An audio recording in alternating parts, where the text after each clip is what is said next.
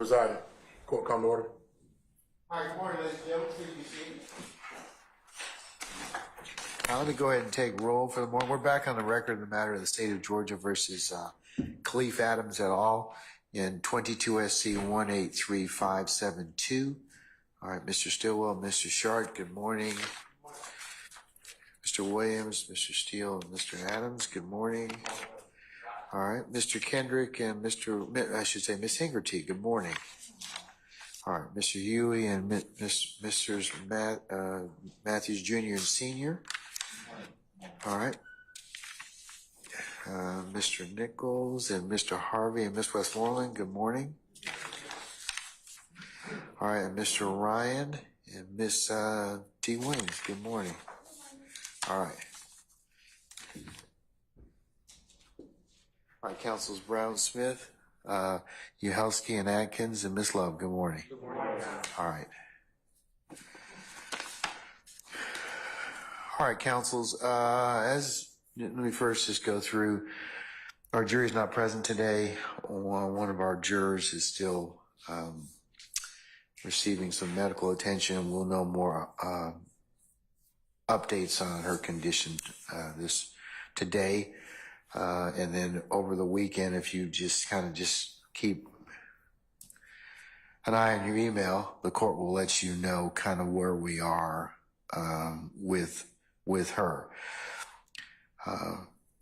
Is still the court's intention that we will meet for 8:30 for an anticipated 9 o'clock start time on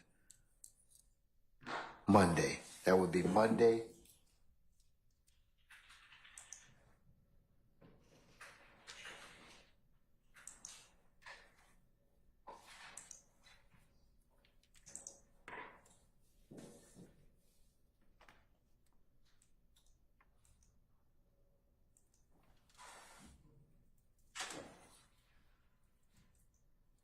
Monday the 6th of May.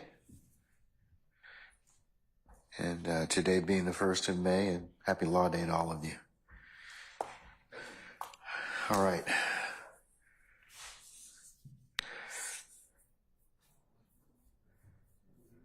Do you know what Law Day is, Mr. I mean, you had that queried look, Mr. Harvey.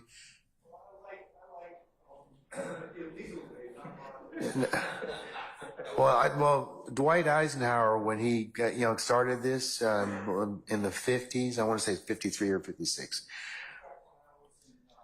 Yeah, well, and I don't think his purpose of that was for illicit activity, but one of the things that Law Day does stress this year is the voices of democracy and the right to vote and our choices to vote. So they have a theme every year, but you're from the Louisiana plan? Okay, all right, I just want to make sure. Okay, all right. So, but voting is very important, as you all know, and our elected leadership and those people that we all select. So please, to the extent that you can, always keep that in the forefront. But lawyers share a special role in democracy, and as I told the commission this morning, we all have roles to play, and they're very important roles in society, and that we are living testament to what happens in a courtroom every single day. So, but I digress. Okay. The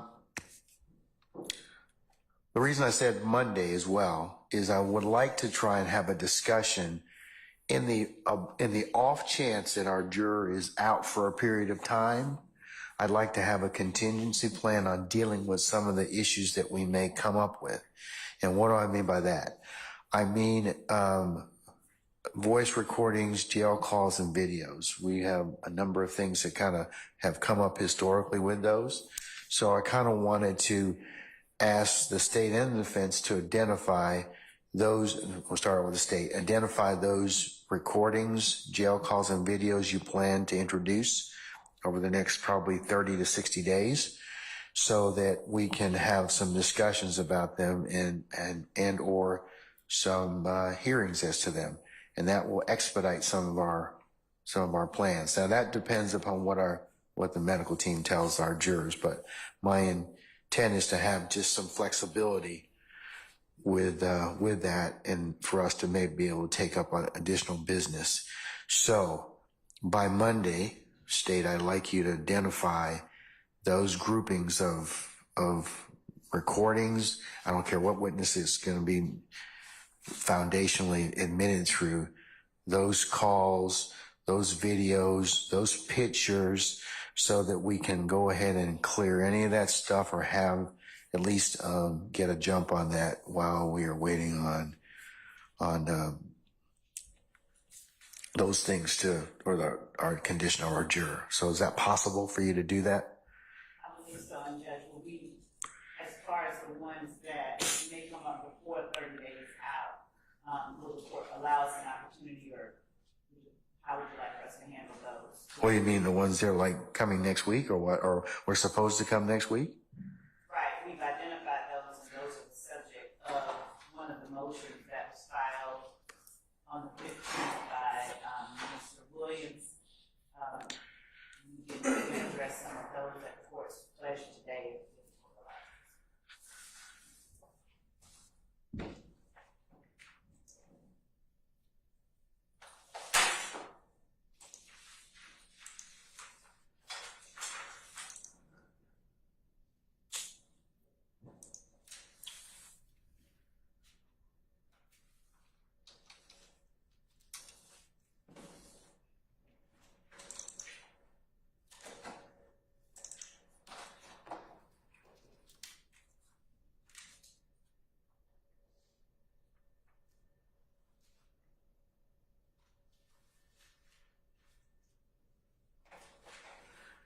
Ms. Love, are you referring to the motion filed by Mr. Williams through Mr. Steele, motion limit number 49? 48.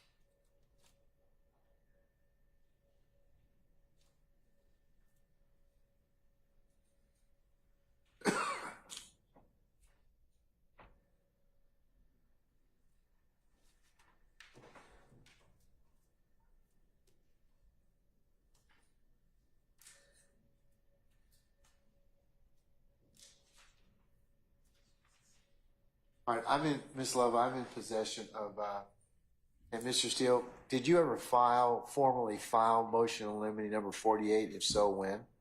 I have a copy of it. You were kind enough to send all the litigants a copy of that, but did you file it on a particularized date, sir? I want to say it might have been, if it helps. Your Honor, I have a filing date for him of April 15th Okay. at 12 o'clock a.m. All right. Sir, does that sound right? Yes, sir. Okay. All right. So do we need to take up motion limiting 48 and 49, or what? Much of it, just from my perusal of the motion, because 48 is 6 pages, but 49 is some 108 pages. So, and 49 covers the PowerPoint that you all were going to attempt to talk about later through, I believe, Investigator Dennis. All right. Judge, I think that 49 is not. I think that 49 is less pressing. It has less, fewer matters that are sort of salient than does 48. 49 is a demonstrative aid that may or may not be used by one of the people that he intended to call as an expert. But 48 deals with specific items of evidence that we intend to introduce, specific videos, for instance. I'll point to, for instance, in paragraph 4 of motion in limine number 48. And I'll include 48 as the next court exhibit in order.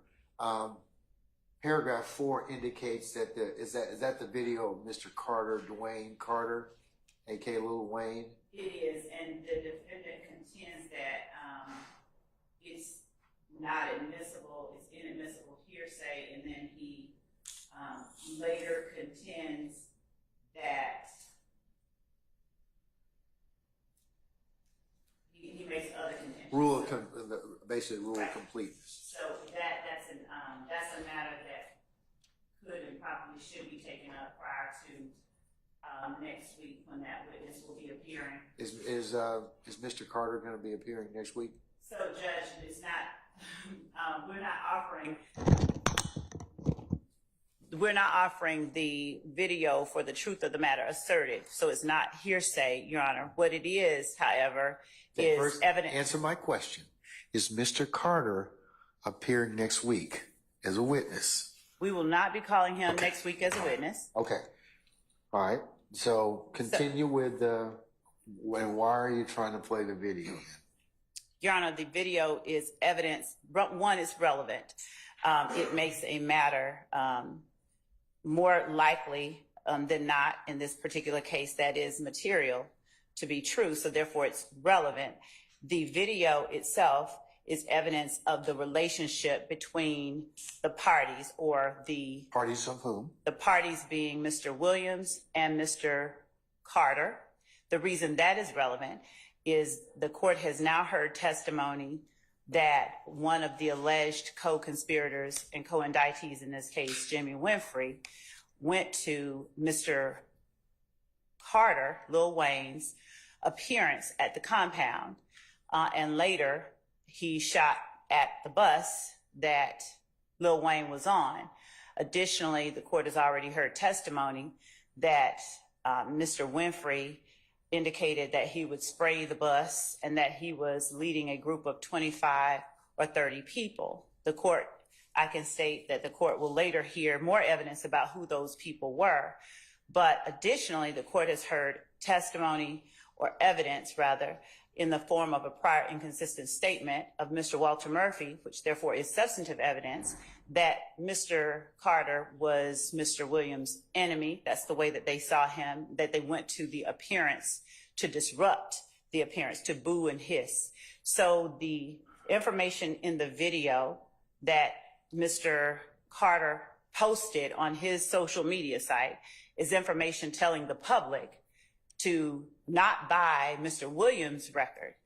We also will be showing the video of Mr. Williams posted in the first part of the month of April, saying that he was going to release a mixtape under the name Carter 6, which was the album name that Lil Wayne was introducing, or at least was slated to release, but was not able to release because of disputes with Birdman, who was also mentoring Mr. Williams at the time. So there was this antagonistic relationship between the two that is played out over the course of time prior to the bus being shot up over social media. This video that we are intending to introduce is evidence of that, and we are offering it to show the nature of the relationship. So therefore it is intrinsic to what is going on and not being offered for the truth of what is being stated. What's the first 43 seconds indicate to the indicate for that purpose? So, Your Honor, what Mr. Atkins has placed on the PowerPoint is a compilation video that contains not just Lil Wayne's assertions to the world about the Carter Six. It's a compilation video of a number of things put together by DJ Academics. The state does not intend to offer up those portions that do not include the Lil Wayne threat or the Lil Wayne statement itself. So the first 43 seconds, I'd argue it's not the first 43 seconds. I can actually play for the court the portion that we intend to introduce and the videos that we intend to introduce. But Detective Raisi, during his investigation of the Lil Wayne bus shooting, found not only this, but other similar videos that don't contain DJ Academics' breakdown of what the relationship is.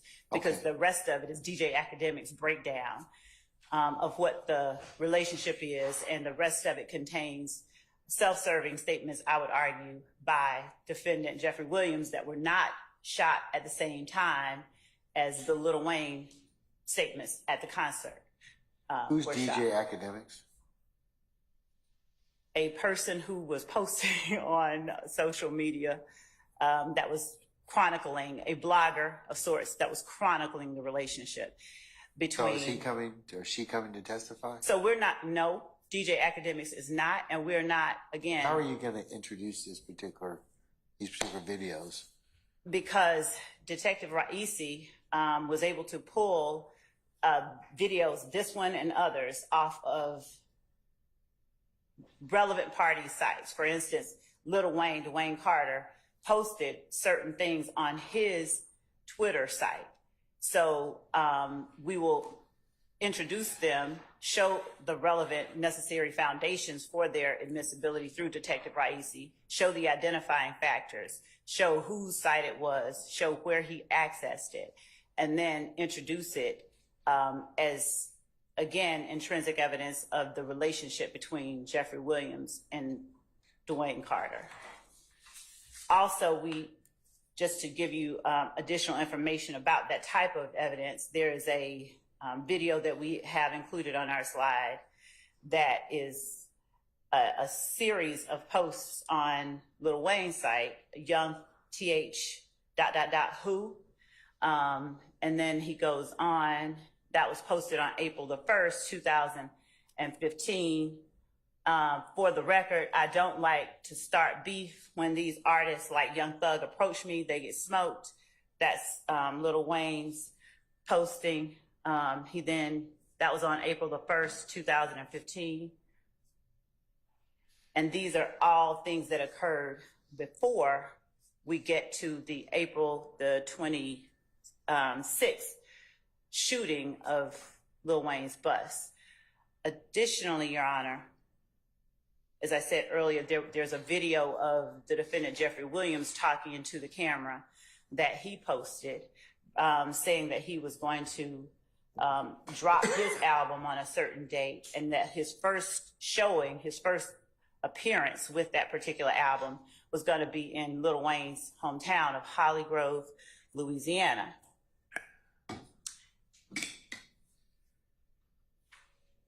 And that they were going to be bringing those, as he called it, those dicks. And then he pans to the back of the people behind him, and Jimmy Winfrey is one of the people standing there with an assault rifle.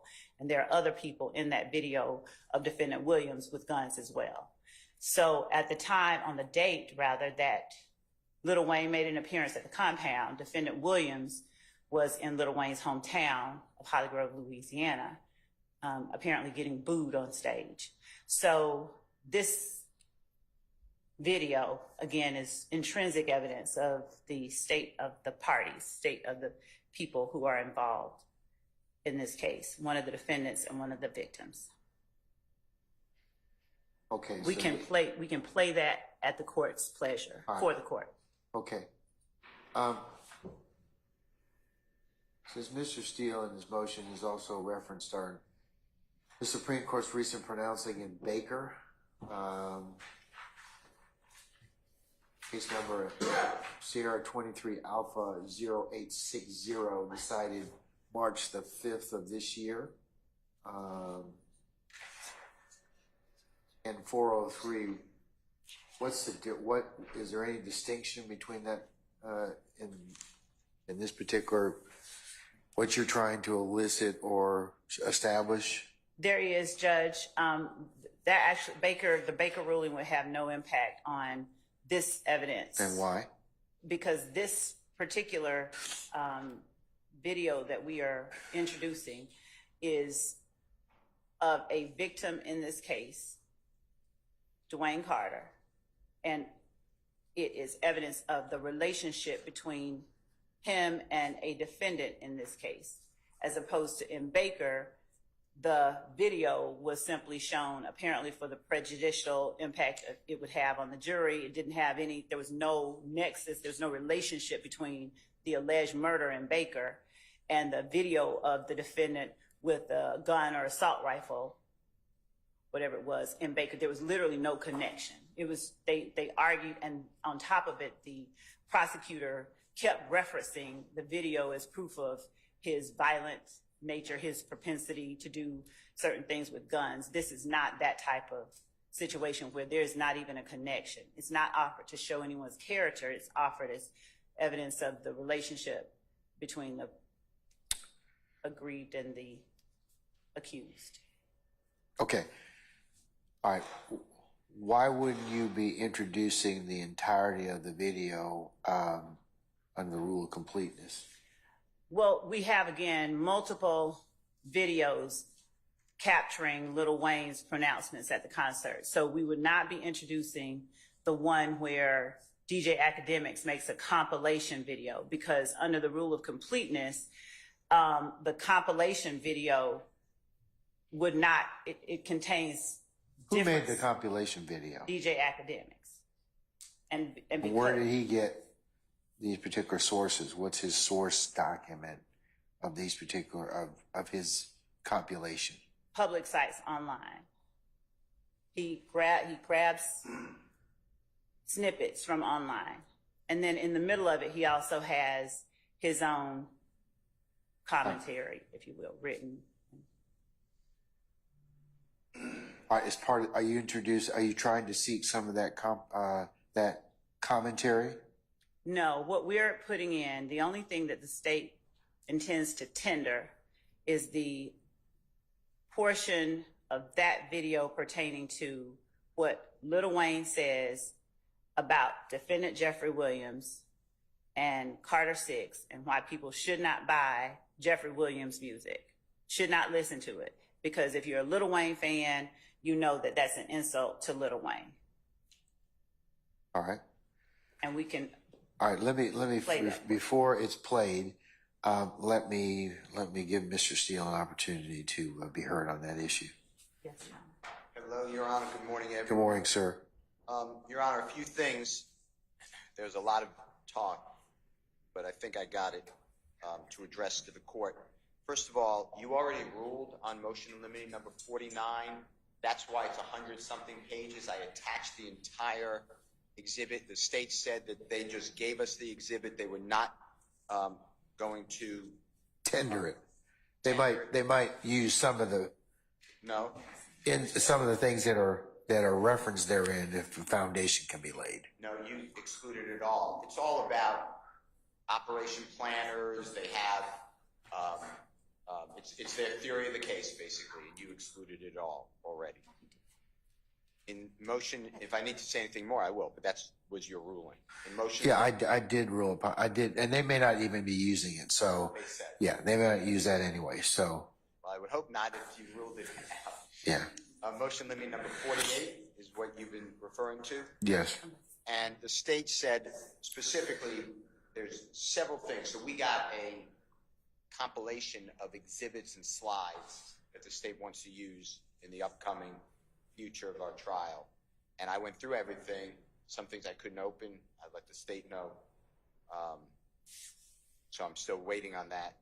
But everything I did see that I had an objection to, I raised an objection specifically. The part that you're talking about, all of the statements of a non-witness, I was told that Mr. Dwayne Carter, he's a performer known as Lil Wayne, he is not coming to testify. He's on the state's witness list. I asked if he's coming. They said no. They've no intention of calling him. So he's not a non-witness. So all of his statements are out-of-court statements. The prosecution says it's not hearsay because it's not being used for the truth of matter asserted, yet they say it is being used for the truth of matter asserted to show a relationship, and it's intrinsically intertwined. So you can't have it both ways. If it's not for the truth of matter asserted, then you don't care what he says, or it's a lie. But they're saying, no, it's actually an argument that Lil Wayne is angry at Jeffrey Williams, a performer known as Young Thug. So the first issue I asked the court is, I believe it's being used for the truth of matter asserted. If it's not being used for truth of matter asserted, it shouldn't come in, because then it doesn't show any relationship. It's a falsity. The second part is this. These are, from what I have on the slides, these are little segments. It's clear that Lil Wayne is doing something. He's performing in front of audiences, and he's making statements. I have no idea. I would tell you if I could get it. I have no idea what was said before or after those statements. I don't know if it was said in jest. I don't know if it's said for to gain notoriety. As the court heard from experts who are qualified, an expert who is qualified to come in and talk about rap culture and the business in order to promote each other.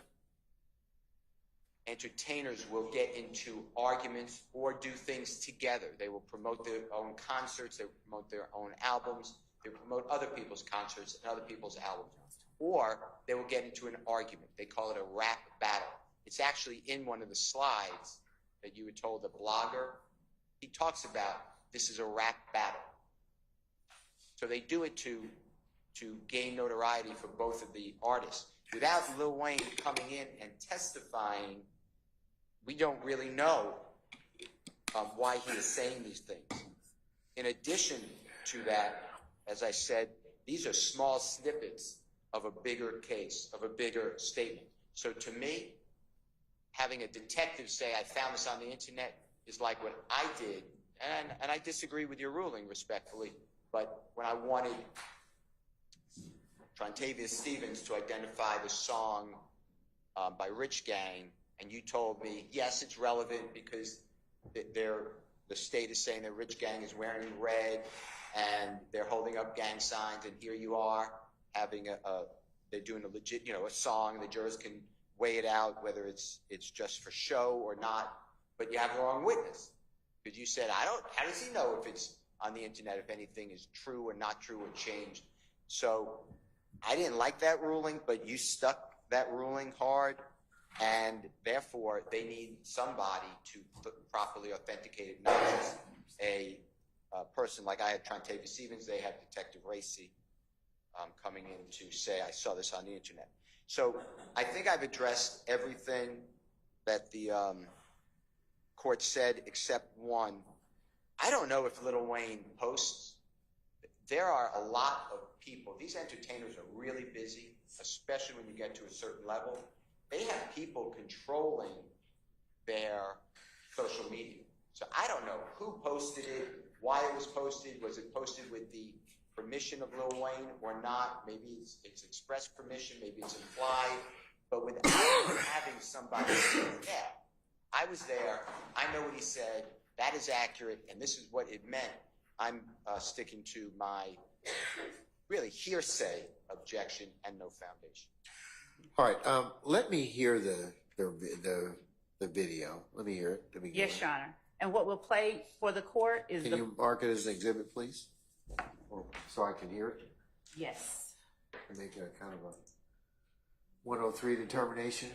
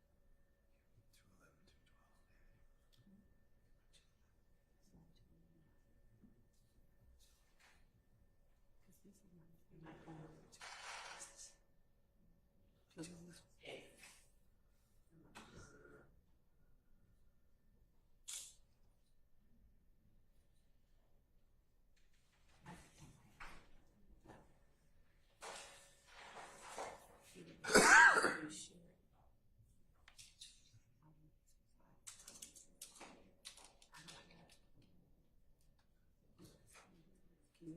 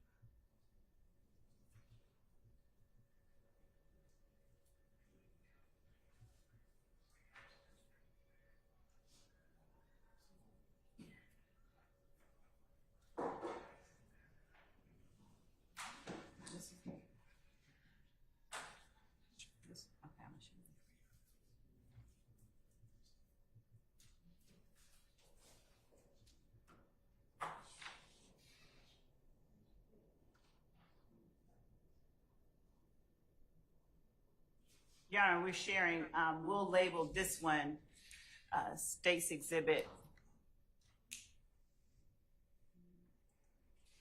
1 Zeta. Zebra. 1 zebra. Zulu. The Mr. Atkins is the military person. Your Honor, if one thing you could do, please. I'm just. Please, is it show teach code mentor your colleagues. Yes, Your Honor. What? Or as they say, hua. So State's Exhibit 1 Zulu, Your Honor. Yes, and 1 Zulu is a, well, I'll just play it. I will take. I'm sorry? I'll take a look at what Zulu for the purposes of making a 103. Okay, and to be clear, this is not the compilation video. This is another one of the videos that we served in discovery that contains, this is part of what is in the compilation video. So it's a separate video than the compilation video. This is the part that we would be entering. So we would not even need to enter the compilation video to tender the video that we're showing to the court now. So are you saying, because I want the defendants to make sure you understand, and they understand this as well. Even though you've given them this compilation video, it is your intent to just introduce this particular slice of, if you can lay a foundation as to time, place, and anything else that is relative to lay that foundation. Is that what you're saying? Correct. This is one of the slices, and if there are others, it would be the same situation. So I wanted to just deal with them one at a time because Okay, this is let's do it first. okay.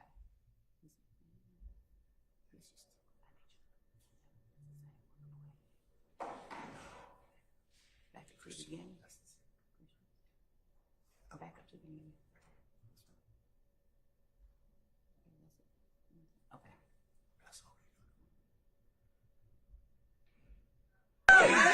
Before I go any further, I must let you know that I do have a new album coming out. It's called FWA. That's the Free Weezy album, so you know it's free. Free, y'all. You understand? Also, before I go any further, I want y'all to understand that there's only one motherfucking corner. You need.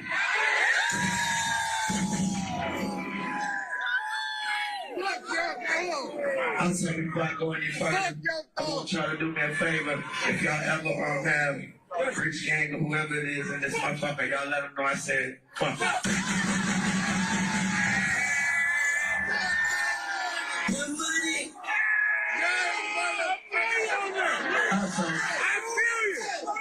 Also, before I go any further, I want y'all to do me a favor and stop listening to songs that of niggas that pose naked on their motherfucking album.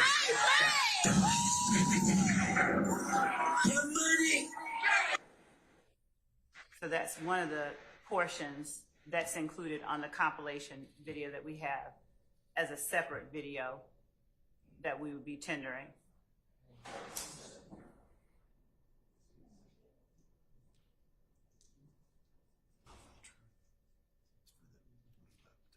Right.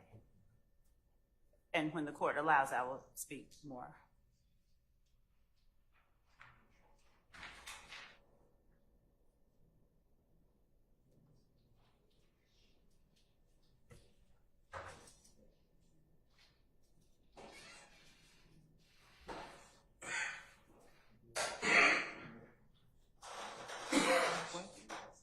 What did you say? Is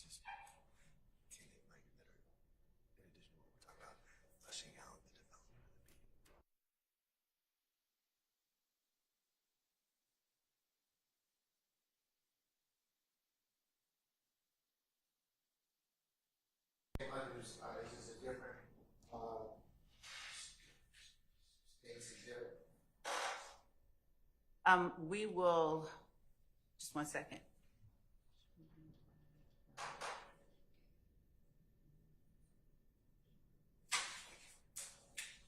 So State's Exhibit 2 Zulu will be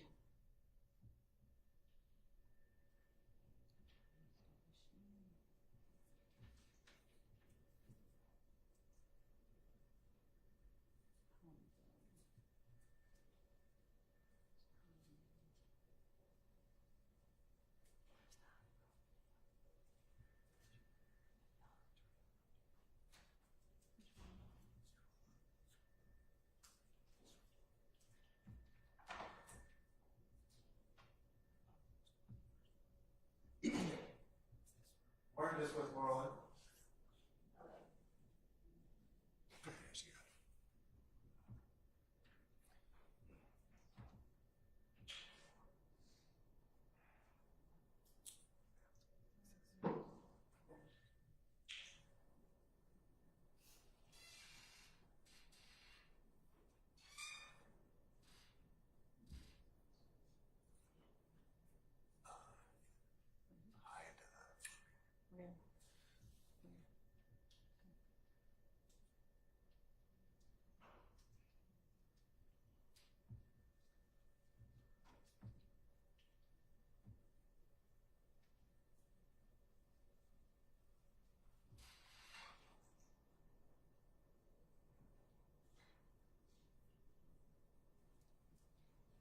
all right. We're having some technical difficulties. We'll just stop the share and play directly from the CD.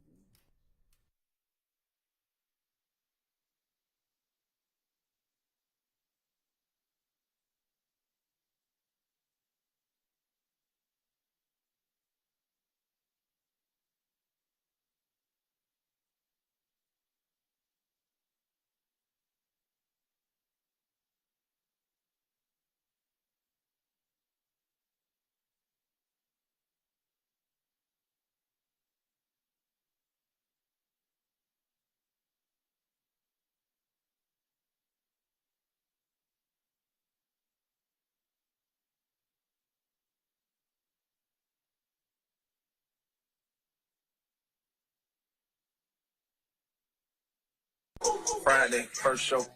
The Water Holly Grove, fuck nigga. Meet me there, baby. Beat me there, he did. With them dicks too. Yeah.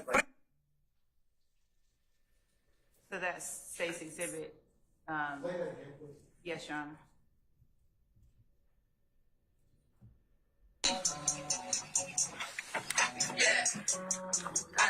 Yeah, YSL. Carter 6 coming out. Friday, first show.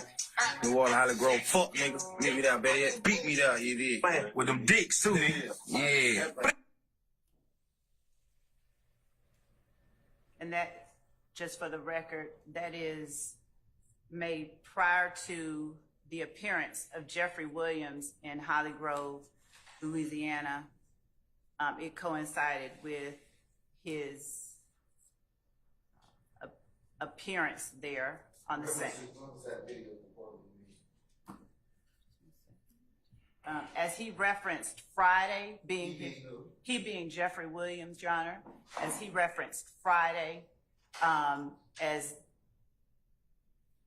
the date that he was. Just 1 second.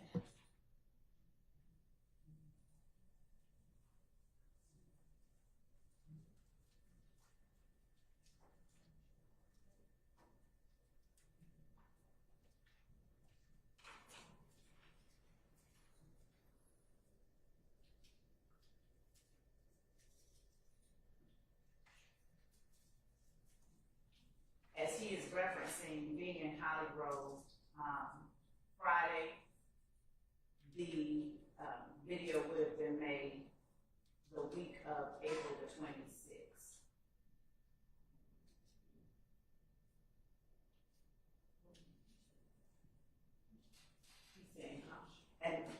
And Your Honor, the reason I'm saying that is what he is saying is he's coming to Holly Grove on as the court hears Friday. Yeah, YSL. Carter 6 coming out Friday, first show. New Orleans, Holly Grove. Fuck, nigga. Meet me there. Okay, so Carter 6 has not yet been released at this point, and he references being in Holly Grove, New Orleans. He is in Holly Grove, New Orleans, the same night. Who being performed, Mr. Williams? Mr. Williams is in Holly Grove, New Orleans, on the same date, the same weekend that Dwayne Carter is here at the compound. And if the court will give me one more moment.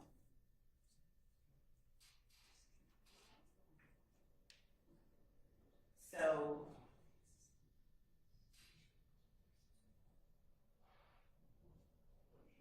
that was, and just by way of proffer, so on April 7th, 2015, Defendant Williams announced Carter 6 with an album cover and an April 17th release date.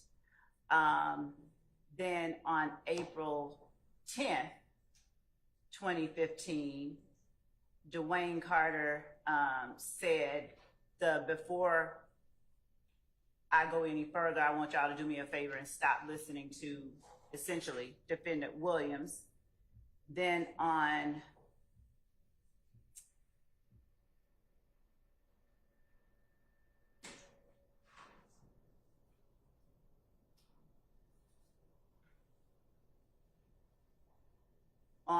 April the 14th of 2015,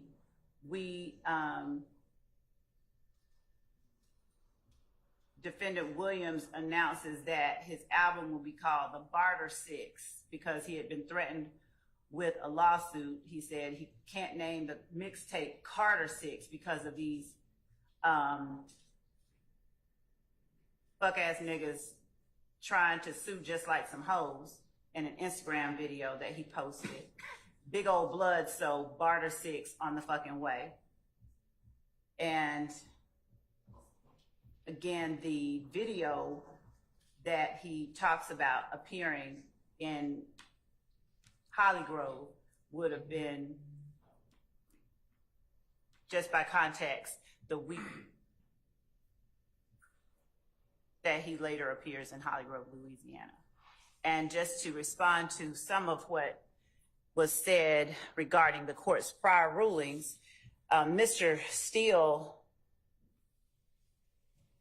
on behalf of Mr. Williams, is prohibited under the rules of evidence from admitting a statement of his own client because that would be a self-serving statement that the state would not have the ability to cross the person making the statement on.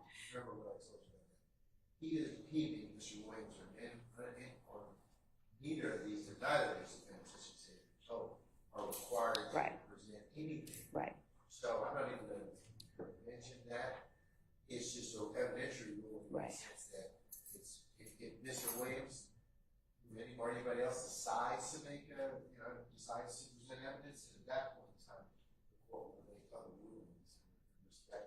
Yes, Your Honor. Yes, Your Honor.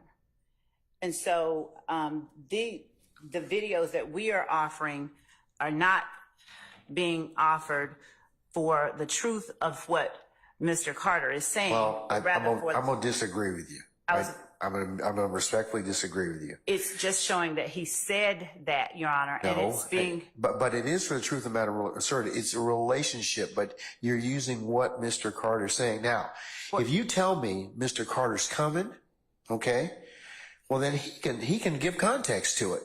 That's why I asked you, is Lil Wayne or Mr. Carter coming to testify? Because he's the best person to lay the foundation. You're going to have some problems. I'm just going to tell you right now, admitting this evidence because even the guy that's doing this compilation, he may not know anything about it. I mean, and you're not having him come and testify and give some basis. So I'm not going to let you present that evidence because it is being offered for a truth of the matter asserted. It has confrontation clause issues that go along with it. So unless you tell me, hey, Mr. Carter's going to come here, put his right hand up, and then he's probably in a better position to talk about, yeah, I made that video, or I did make that video. Here's the context of what was going on with us behind that, and any other things that are relevant for the purposes of that. But its effect on the listener, Your Honor, is the other. I'm telling you, I'm not going to allow that. So let's just move on from there. Okay? Your Honor, I do hear what the court says and always. So you're still going to argue with me, right? Judge, I don't want to. Okay, all right. I'm just telling you right now. You can introduce the evidence. You're just not going to, it's just like I told Mr. Steele, but you cannot introduce it in that manner and method. It has too many other problems and objections that go along with it. So if you want to bring Mr. Carter in here, then fine. You'll have less of a problem getting this in. I understand what you're saying about relationship, but it's still the words themselves. And since there's no confrontation as to it. It's not testimonial, Judge. There's not a confrontation issue when it's not testimonial. And I know that the court is aware that the rules of evidence are inclusive rules. And I wanted to be able to I know what the purpose of the federal rules of evidence, or the state rules of evidence are, which we pattern. Right. So please don't be condescending to me, Ms. Lowe. No. I know, I rule upon the rules of evidence every single day. I get something right, something wrong, and that's the purpose. But I understand the object of the rules of evidence is to allow for most evidence to be admitted. However, it's got to be relevant and it's got to be for a particular purpose. Now, I'm telling you, if you get Mr. Carter in here, then you'll solve a number of your problems. I'm just not going to let it in at this point in time as presented. I'm not saying it's not relevant, okay? I'm not saying it's not for a particular purpose. But you don't have the right foundation. Your Honor, and the court relies on the officers of the court to present to the court the reasons why things should come in. And while I hear and understand what the court is saying now, the reason that I am speaking is to ask that the court allow us to present to the court all of the reasons and ways that it is admissible without Mr. Carter coming in to testify. Because that's what our duty is to give to the court, the relevant law that permits whatever evidence it is that we are tendering as evidence. So I'm just asking the court for permission to present to the court. Okay, how are you going to show context? How are you going to show context when you don't have Mr. Carter here saying what actually was being played and what he meant by it? Because it's got to have some particular background, Your Honor, that would go or relevancy. Well, Your Honor, the relevance would be for, number one, we've said that the relevance, Your Honor, would be the relationship. That's what you said. And so but the actual statements themselves it would be for the truth of the matter asserted. Your Honor, it would be the fact that he said it. When we are saying that it is being offered for the truth of the matter asserted versus the fact that he actually said it, the fact that it is out there, the fact that this occurred, the fact that it is on a public site, its effect on the listener, Your Honor, that is different than whether or not what he is saying is true. Okay, stop. Do you understand, though, that a detective is probably not the person that you probably, if you're going to say effect on listener, that it actually would have to be someone else, because your detective is pulling this from a public site. He doesn't know the context.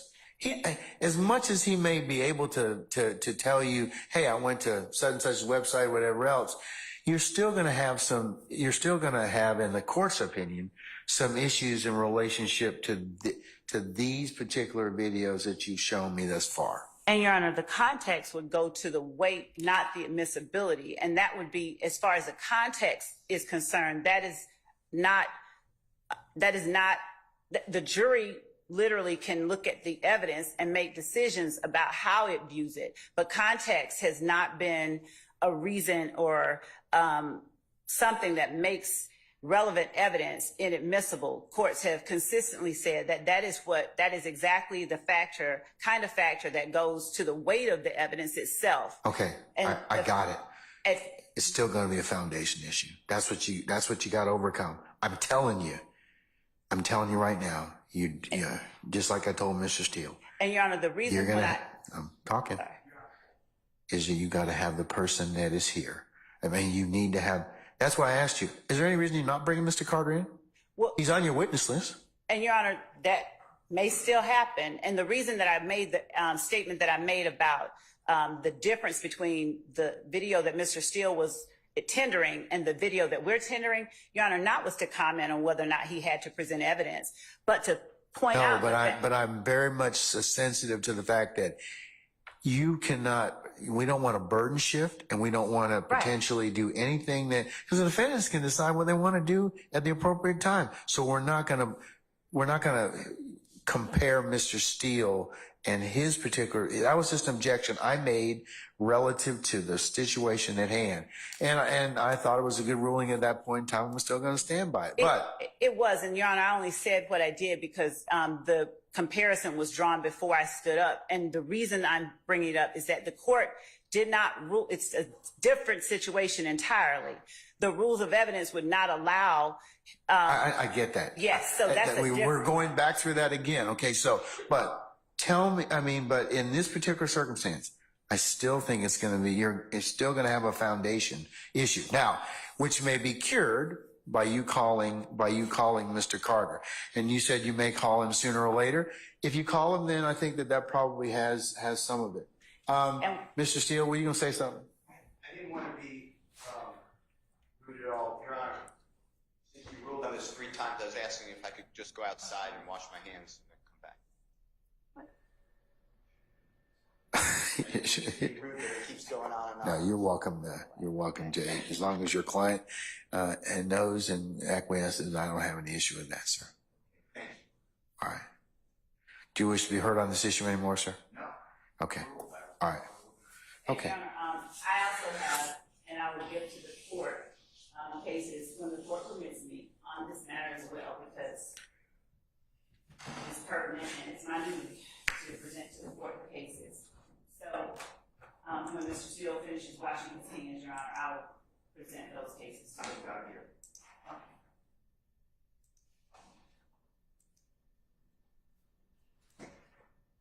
So we have. Hold on a second, ma'am. Let me sign into Westlaw, please.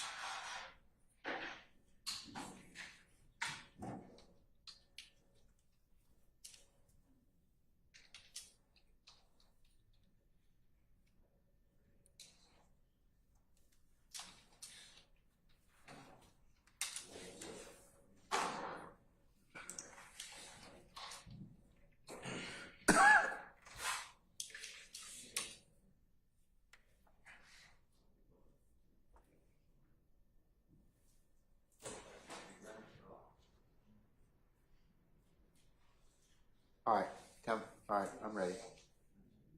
So, Redding, Your Honor. Redding. Redding versus the state. 354 Georgia Ave, 525.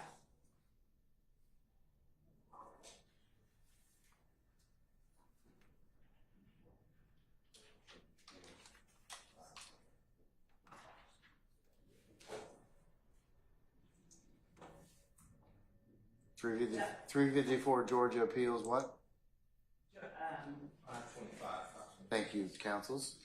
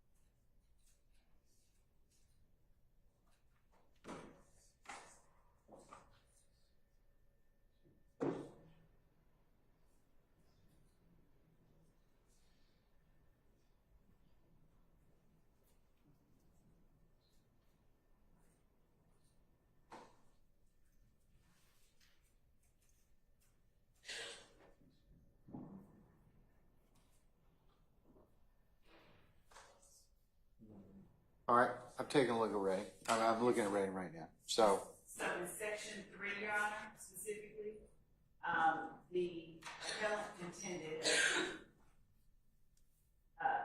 that the trial court abused its discretion in admitting a YouTube gangster rap video, which did not involve appellant. I'm sorry. Reading from Dunn. in section Is 3, is it section 3 or section, which one are you talking about? division 3 of Reading, I was actually Hold on, let me getting get- ahead of myself. Let me get to it.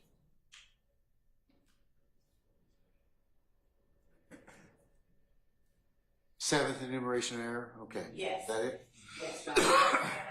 Enumeration error, Reading maintained that the trial court erred in admitting the YouTube video and other social media exhibits without proper authentication. And the court noted that the rulings on exclusion or admission are reviewed for a clear abuse of discretion. They then go on to point out that the Supreme Court has explained that documents from electronic sources such as printouts from websites like MySpace are subject to the same rules of authentication and may be authenticated. That's authentication. That's Right. not foundation. Right. Okay, that's different. And here, That's different. so here, Your Honor, in section, in Hang on, two paragraphs down, it says that the investigator explained how she located the YouTube video and other social media postings through a search using known information and identified the materials at trial as those she had located on YouTube, and that they depicted 30 Deep and Goodfellas gang members, including Redding, whom she recognized from prior investigations.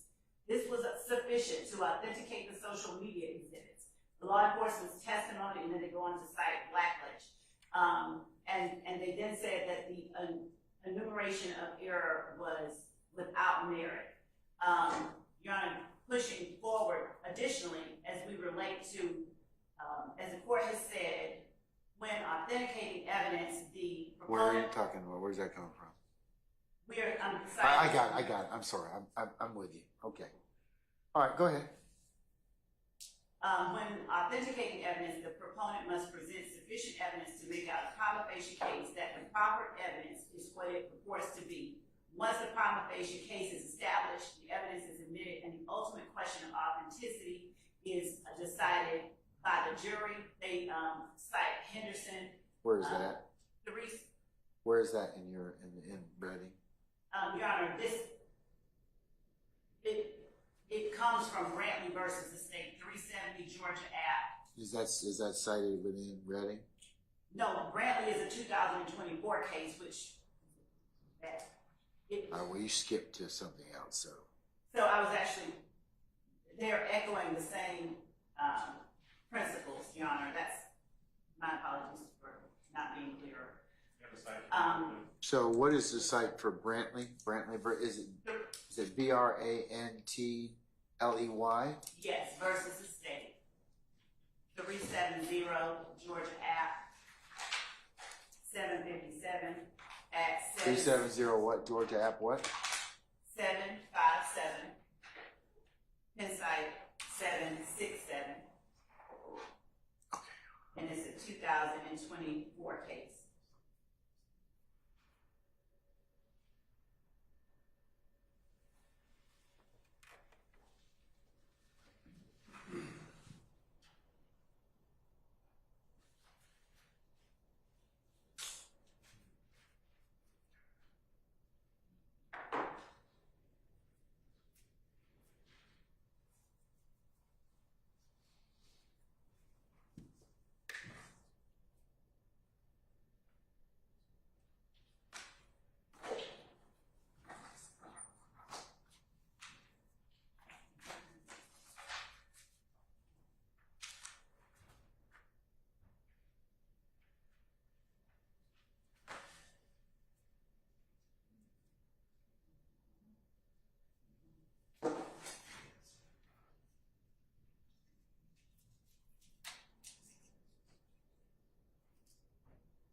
Okay, so here's the thing.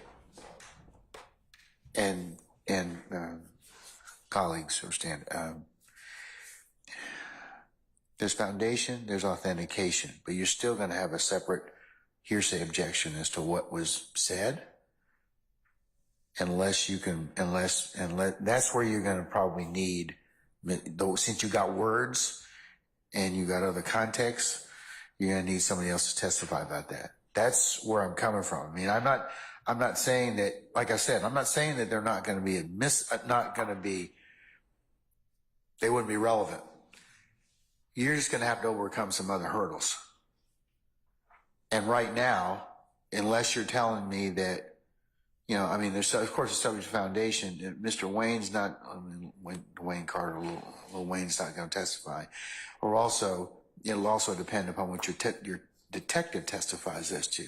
So, I mean, the gathering of the videos, that's what these cases kind of speak to. But they don't speak to the words they're in, and they don't speak to, because they have, there are other objections that is predicated on. Mr. Steele's made one about hearsay. I would agree with that. So that's why I'm telling you, you're going to need to, you know, think about that in terms of their admissibility. Okay? And Your Honor, so if the court, if we provide to the court a non-hearsay purpose, would the court, that? No, I'm not this time. No. You need to, I'm telling you, the foundation, it's still going to have hearsay in it. You're still, I'm telling you right now. Now, if you tell me, like I've told you this 5-6 times now, if Mr. Carter's coming to testify, you're not going to have any problem with this. You get over you get over the hearsay issues that are in the video. You get over some other things that may be problematic, but I don't know why you don't want to call him and why you're kind of contorting this particular thing that, this particular introduction of evidence. But that's the court's ruling at this point in time. Is that I understand, you all understand what foundation is, you understand what authentication is. Those two things probably will be okay. It's what people are saying inside the videos that's going to be problematic without further foundation. Because we all know you can introduce stuff for all different types of reasons, but it's just like under 901 or 902 when you authenticate documents, okay? Or you have somebody in a civil case or a criminal case give you a bunch of documents. Still within that particular set of documents are other objections that may be made and may be valid. And so that takes care of the authentication or the foundation, but it doesn't obviate the other necessity to kind of overcome those particularized, issues in regards to that evidence. So that's my ruling at this point in time. So you can think about it and if you decide that, that things change or there's some other basis, then I'll certainly listen to it. And so, Your Honor,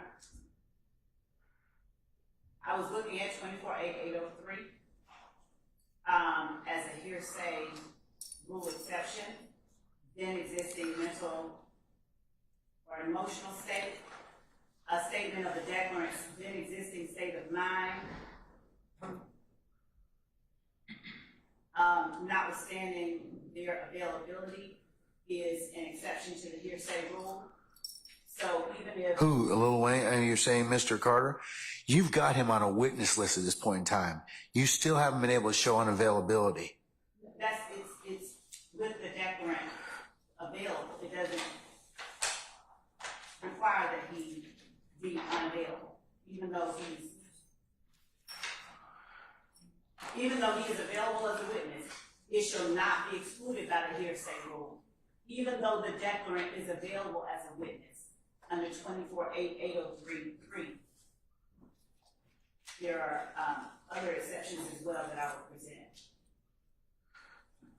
Mr. Steele? I don't really.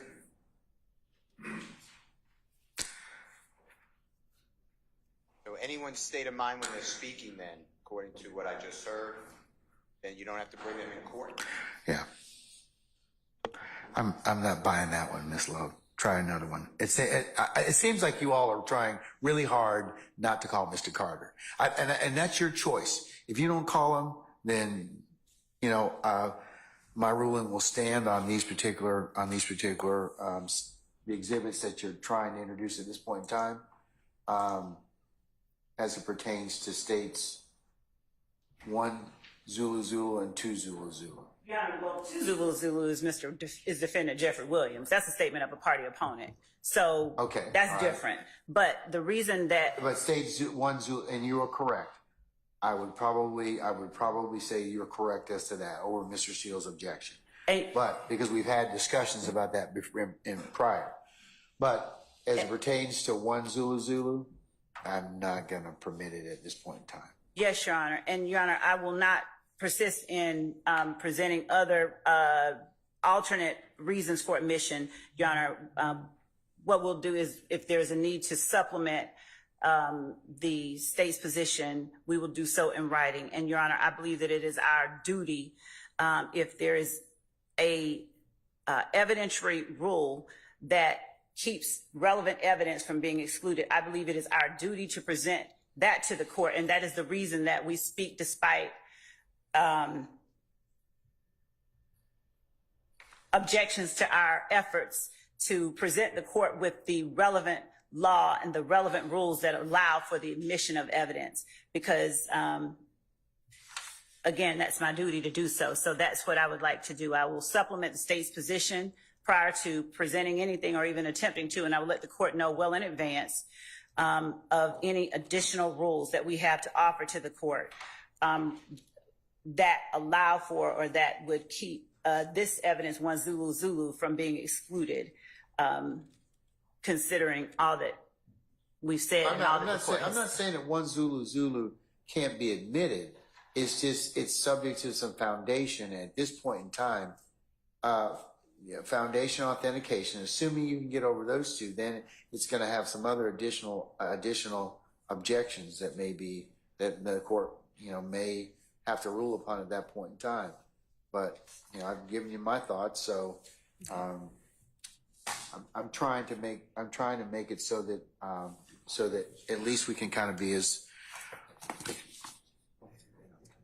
efficient as possible. Right, and that's why I'll go ahead and just, I'll pause on that, and I will just present any supplemental authority for our position to the court in writing and counsels for the defense, so that the court has an opportunity to read it prior, well in advance of us tendering that evidence. Just don't do it. We won't. Just don't do it so close enough to the, just don't do it either. And then give the court enough time to and your colleagues across the way enough time to respond. We definitely will do that. We will not pamper the smooth. All right. Do you have any other tapes or any other videos you wish to go ahead and talk about at this point in time? Just 1 second, Your Honor.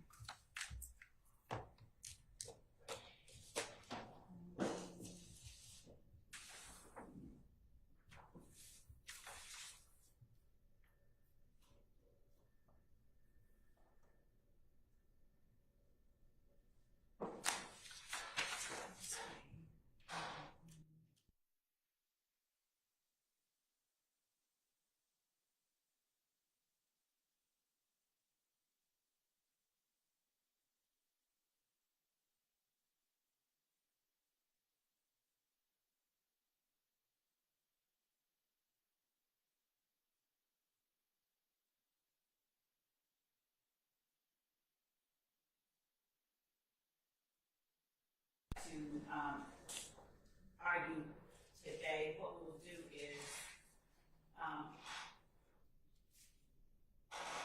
present to the court in writing as the court has asked us to, the support for the admissibility of any other videos that we intend to show over the next several weeks. Okay, yes. While we were here, I have been able to find out a little update on our juror. She seems to be doing better. She's going to be with us on Monday, unless something changes. So that's what we have understand at this point in time. So we will start at the regular appointed time on Monday, which I need you all to be here for 8:30 so we can take up anything that we may need to take up. Is there anything I need to take up prior at 8:45 before our jurors come at 9 o'clock? Mr. Sharp? May I just get a little clarification on what the state just announced? I know that they said they didn't want to litigate about any other videos today. Other than what was shared by Mr. Atkins in the PowerPoint that he was kind enough to send to us. Are there other videos that the state is planning on presenting as part of 39 through 40? Yeah, because these are only 2 snippets. Are there other snippets you all are planning on playing? So there are other videos. How many? Come on, don't, Miss Love, come on now. This is where a forewarned judge is a happy judge. So if you tell me, hey, we got 10 or 15 of those to go, then I probably want to hear them, because your colleagues across the way are probably going to have some objections as to them, or they may not, but at least I can kind of weigh in on them, just like I did today. Okay. So I just paused because you asked me for a number, and I was pulling it up, and I couldn't tell you the number right off the top of my head. All right. Who are we calling? I mean, I know you said that we were going to be calling on Monday. We are calling Ms. Latner. Okay, so we're going to recall Ms. Latner's or continue with her testimony. And then who's next after that? Mr. Alvin Lewis. Okay. And then who's after that? Mr. Lewis. All right. Is he going to have any videos or any other? He would not be shot. Okay. All right. So, and then who else do we have after that? We'll have former retired detective Dennis. Okay. And Detective Dennis will have, I'm sure, we qualified him as an expert already. Yes. Yes. So, all right. Do you have any videos or phone jail calls or any photos that you are going to introduce through him or ask him to testify to as to? So because we're separating his testimony regarding this incident, the Lil Wayne incident, from his testimony, because he has direct knowledge of and expertise regarding other acts as well. Our intention is to present what he saw and what he found in the Lil Wayne bus shooting incident for this period of time that he will be on the stand. And so Detective Raisi, who will be later in the week, likely the following actually, is the person that we would be introducing the media group for the most part. And is that states 1 Zulu Zulu and 2 Zulu Zulu? Those are 2 of them. Okay, and all right, so back to my original question. How many more videos or media will you attempt to try and introduce to him? Detective Reese.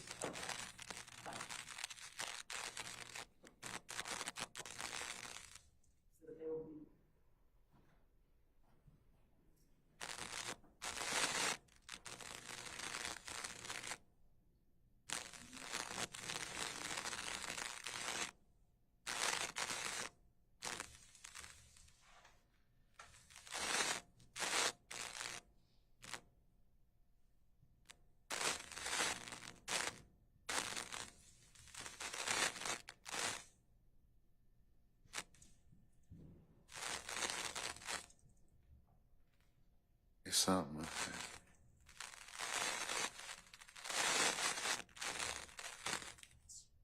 Somebody brush up against the mic or something like that.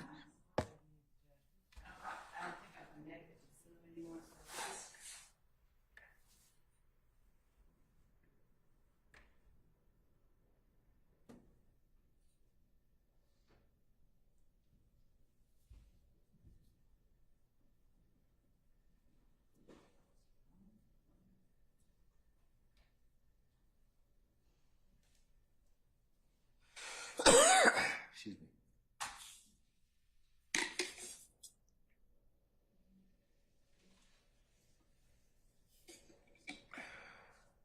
So we have 12 that we provided to the defense that we intend to play, but some of them overlap, so it's not always, 12 separate, distinct videos. Some of them, as we said, overlap. So do you have 12, is it fair to say you have 12 more segments of something you're going to play? Or are these snippets? Where do they come from? Yes, so 12 more segments, things that we play, correct. They were gathered again from social media sites, public sites. By your detective? Rights, yes. Okay, all right. And,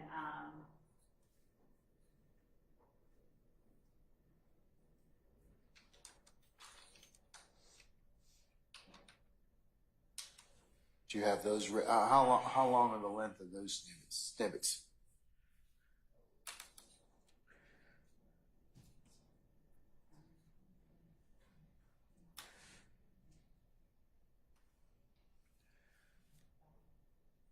about 45 minutes total we took, wait. 40.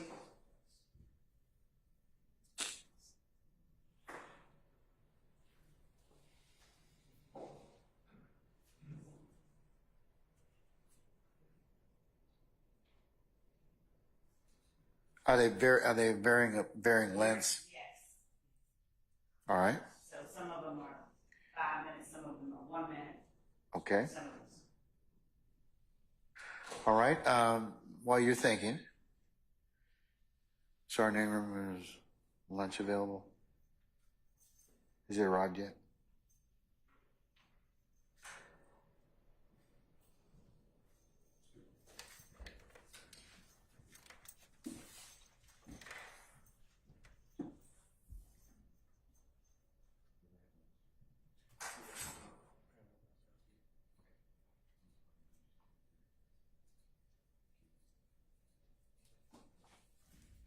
All right, here's what I'm gonna do. Councils, your clients, I believe, have lunch available, so I'll just go ahead and take a recess. We'll just come back in 30 minutes and let's just hear those snippets at this point, okay? All right, you can cue them up at that point, and I can hear all of them? One back to back to back? Okay, all right, I'd just like you to label them as well so that I know what I'm listening to. So if it states, for example, 3 Zulu Zulu, so I can at least have a basis to flag it and we can talk about it. And Judge, because we're labeling them for the purpose of this hearing. Yes. If the court opposed to for the purpose of the trial, they won't have the same exhibit number. You'll just need to rename them as identified when we had this 103 discussion, okay? Okay. All right. Yes, sir. Your Honor, in Mr. Williams' motion limiting number 48, also if everyone during the 30 minutes can just look at paragraph 7, if you don't mind, if that's okay. I itinerized or separated the objections. Like we have like hundreds, if not thousands of jail calls. We don't have specifics to them. There's things that here that I have no idea how it's relevant. I just don't know who these people are. So those items would help too. Is that in Mr. Williams 48? Yes, sir. Paragraph 7? Correct. Okay. Thank you, sir. All right. All right, we're in recess. I'll see you right back in about 30 minutes.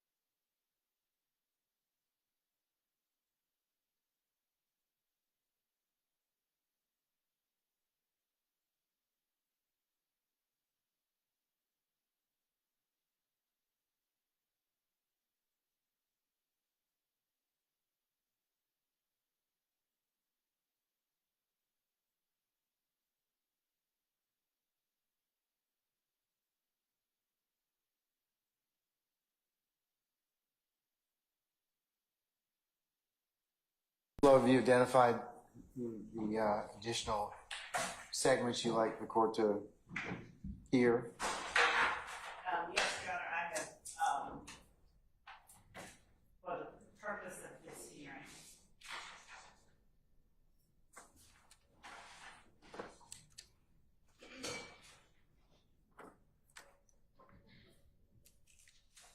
I have labeled additional segments as 3 Zulu Zulu through 7 Zulu Zulu. All right, let's hear 3 Zulu Zulu first.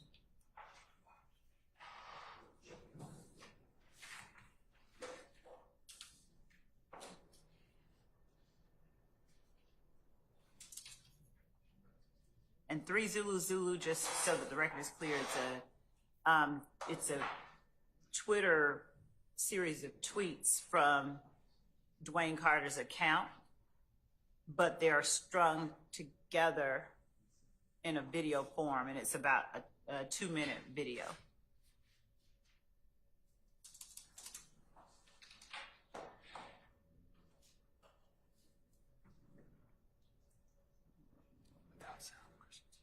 Okay. Rejoin zone.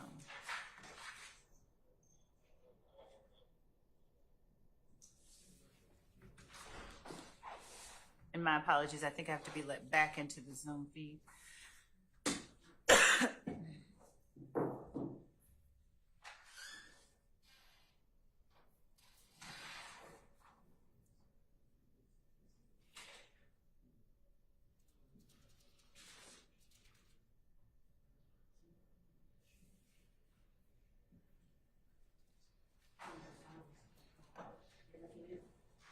Oh, all right, I'll end there.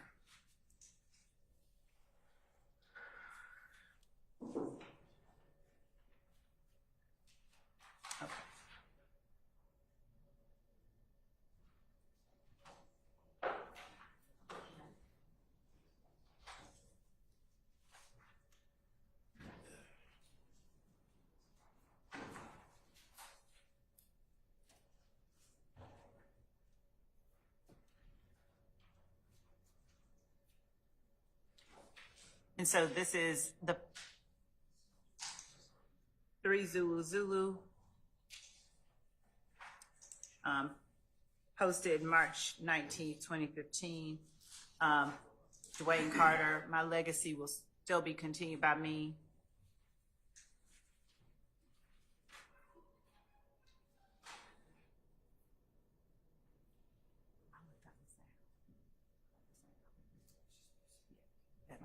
I'm sorry, Judge, we're gonna play it like it's.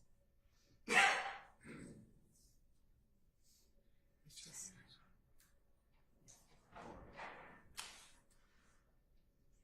mean, we can take.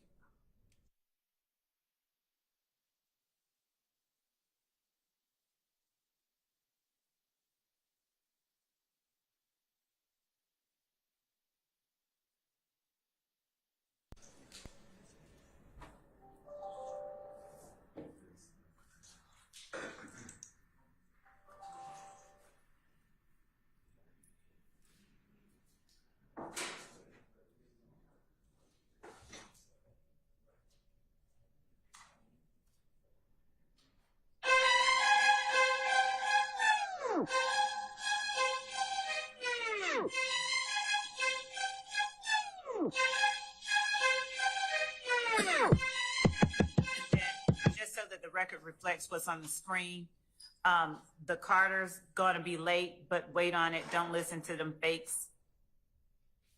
That was March 19th, 2015.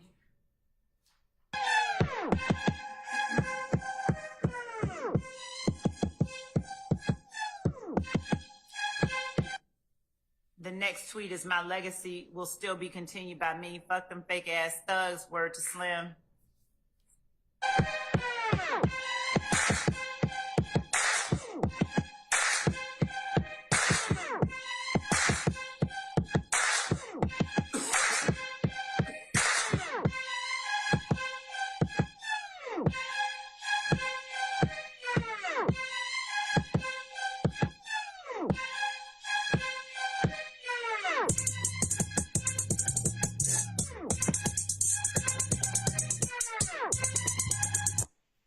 The next one is the Carter gonna be late, again, but wait on it. Don't listen to them fakes. The next one is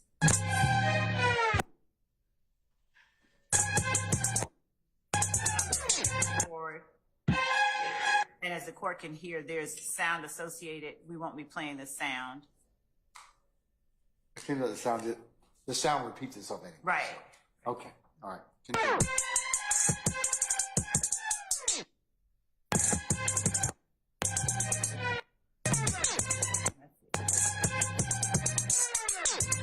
And that's the extent of State's Exhibit 3 Zulu.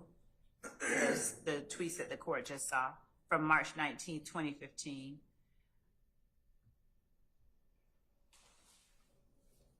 States 4 Zulu is a compilation video. The state does not intend to play the whole thing. We have 45 seconds to 1 minute and 8 seconds that we'll be playing.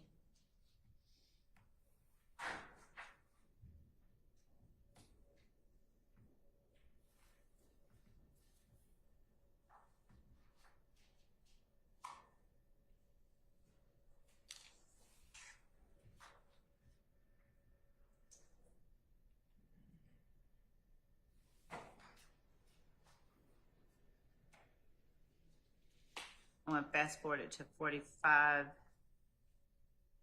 seconds.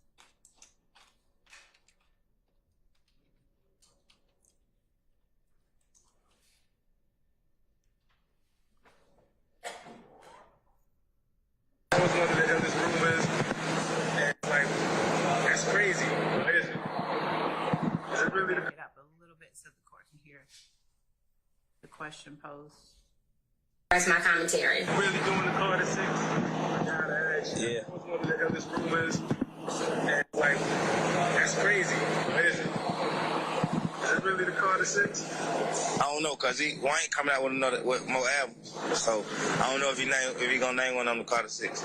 It depends on what he name his album. But if he leave that lane open. Yeah, I'm going. Carter 6. Carter 6 to 10. He did 1 to 5. I'm gonna do 6 to 10. I just watched it. Okay, that was 45 seconds to 1 minute and 10 seconds. And then the next segment is 1 minute and 59 seconds to 2 minutes and 13 seconds. Before you go on again, let me hear that one more time, please. Yes. I'm going to start right before, but we don't intend to play the female blogger.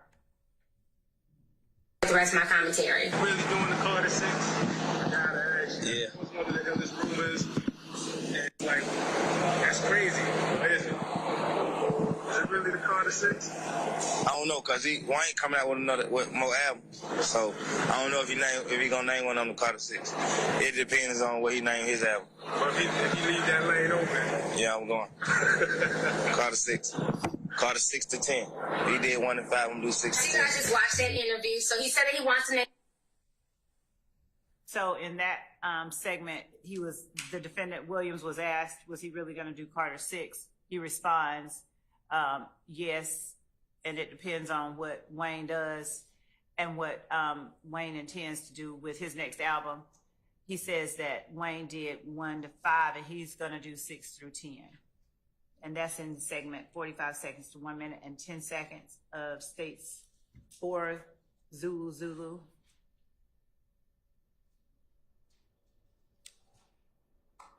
May I continue to the next one, or do you want me to pause?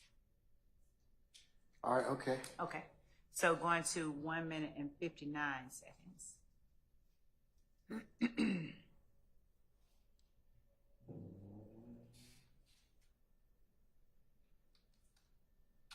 Hi, I'm Thugger, and the Carter 6 is on the way.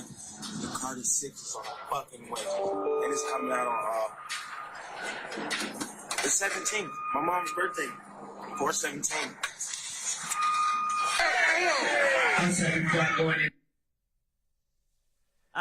1 minute and 59 seconds to 2 minutes and 13 seconds are potentially the next clip that we would show. Following that is a segment we've already shown the court, so we're going to skip past this next segment with Dwayne Carter talking about telling fans not to listen to Jeffrey Williams. We're going to go to 3 minutes and 39 seconds.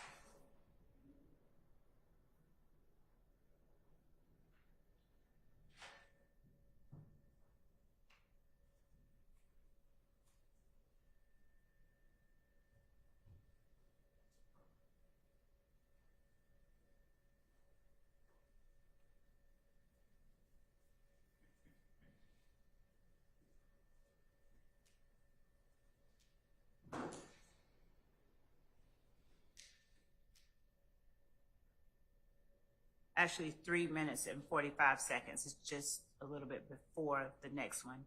3 minutes and 39 seconds had the Twitter portion we've already shown the court.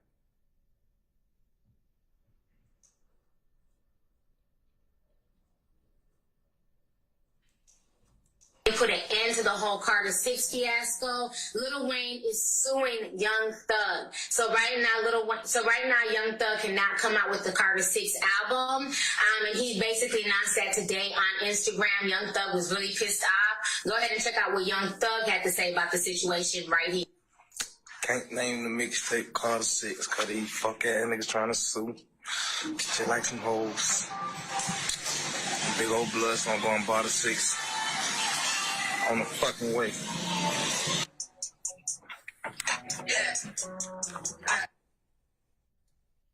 So at 4 minutes and 26 seconds, that's coming up. What's on the screen now is the portion that we've already shown the court, which was to Zulu.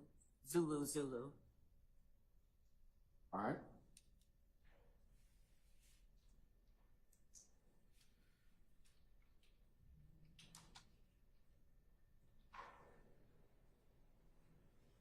State's Exhibit.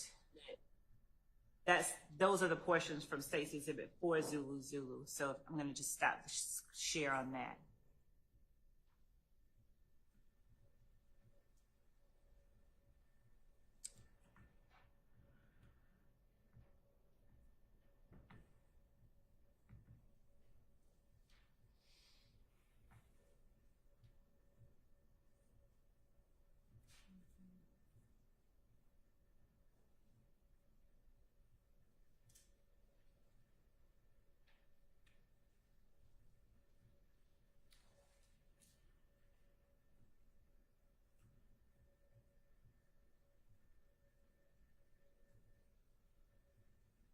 State's Exhibit 6, Zulu.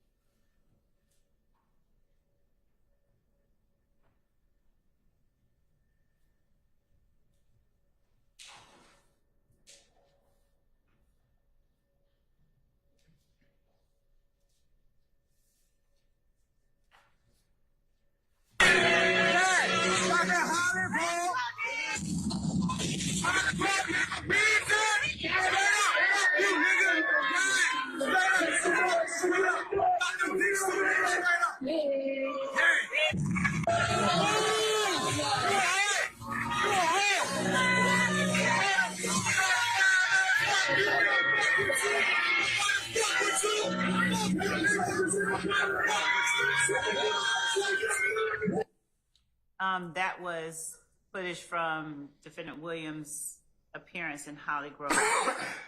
That is 6 Zulu.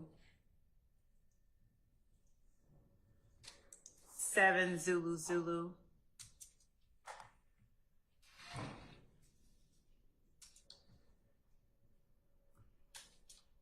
Is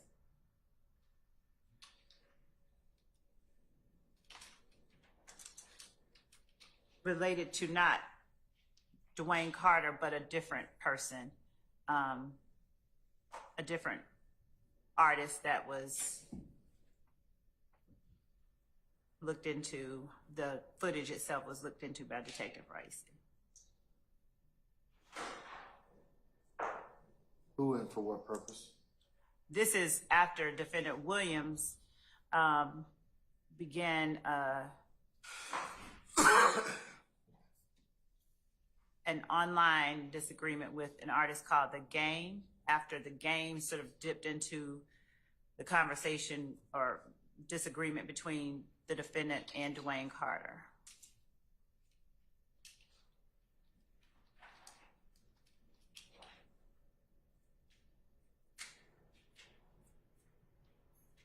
And the people on this video include defendant Stillwell, as well as YSL member Quindarius Zachary. And Your Honor, just for the record, I'm just going to say right now that I'm going to strenuously object to admitting this video. It has absolutely nothing to do with 39 through 40. It is complete character evidence, and this is exactly why I wanted the state to show the videos that they planned on playing, because this is just preposterous that we're going to enter this video into evidence as something to do with 39 through 40, where it's just basically my client running his mouth with Quindarius Zachary, and has absolutely nothing to do with the Lil Wayne incident. And while the state can sit here and claim it does, I would like to know what live testimony would be provided to connect that. It's people that actually have firsthand knowledge of anything that could connect what is about to be played with the Lil Wayne incident. It doesn't exist. All right, let me hear it first, and then we can talk about it again. And Your Honor, my colleagues are reminding me that this may have been litigated and it may have already been deemed admissible, but if they're wrong, we're going to play it anyway. Your Honor, that's a complete misstatement. I brought it to your attention, and you need to understand the context of everything before you make any rulings. Yeah, let me hear it. So, Okay. all right. What did you say?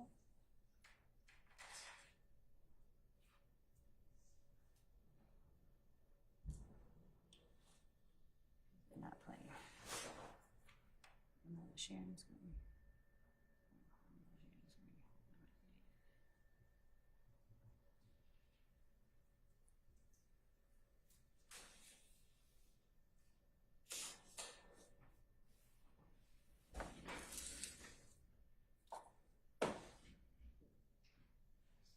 Why am I not in this? Why am I not in this?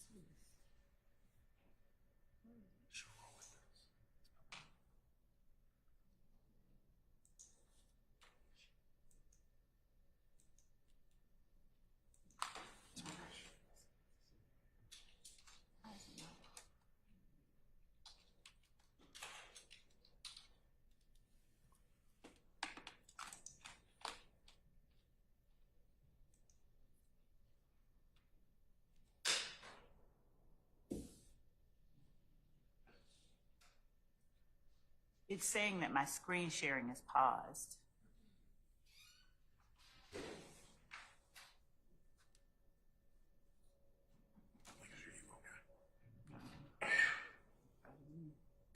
Probably tried to open up something else along with it. So. Okay. That same shit that got Big and Tupac killed, little fuck, nigga. Pussy ass nigga, get your bitch ass killed. YSL for life. Yeah, hey, gang, you bring your pussy ass down here, you gonna see me. I'm at your fucking neck. Fuck anybody.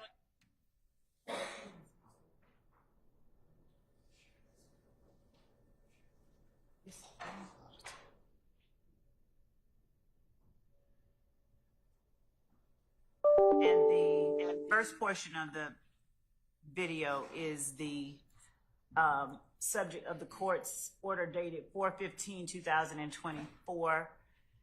And then the remaining are pictures of various YSL members afterwards. Just after the video, SB with the shit at Los Angeles Confidential, and at Thugger1. At SB with the shit is the handle for Shannon Stillwell. At Thugger1 is the defendant Williams. And at Los Angeles Confidential is not Lil Wayne, to my knowledge. I don't know what that has to do with Just see that. if we can spell. How do you admit this? And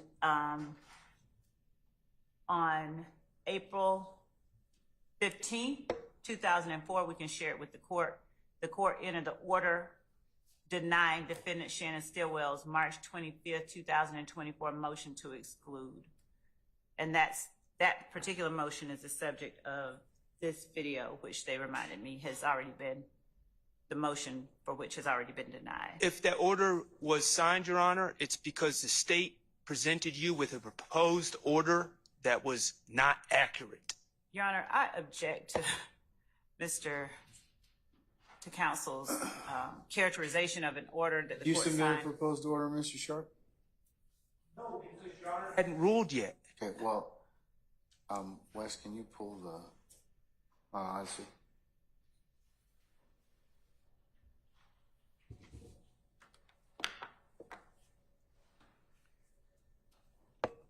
Additionally, Judge, the video itself shows the court, again, it goes to prove an element, a material element of count one, the association between the parties, the existence of the enterprise that is YSL, the nature of the enterprise, the relationship between the defendants, Shannon Stillwell, another YSL member, Quindarius Zachary, and the relationship that those two people have to the enterprise itself. So it not only goes to prove count one and multiple elements of count one. As I stated earlier, this is their reaction to someone who had sort of stepped into that conflict that we allege resulted in the shooting of Lil Wayne's bus in April of 2015. So that is part of the reason that Detective Raisi was looking into that as well. But we can share with the court. Your Honor, just because the state alleges that two completely separate things are somehow the same conflict doesn't make it so. I mean, we could allege completely unrelated crimes are somehow related and they wouldn't be admissible in the same trial. Just because Ms. Love's saying it, there's no evidence to support it. The Game and Lil Wayne are two completely separate individuals. They have nothing to do with each other. And Your Honor, that does not make the video not relevant. Right, because it's propensity. And certainly propensity is relevant. It's not admissible. Judge, it's already been entered. The orders have already been entered. We had the whole argument previously. I need to take a look. I'm going to take a look at the order. Look, we've been in trial a long time, and you know, I need to look at the order. I like to refresh my own recollection as to order first. Yes, Your Honor.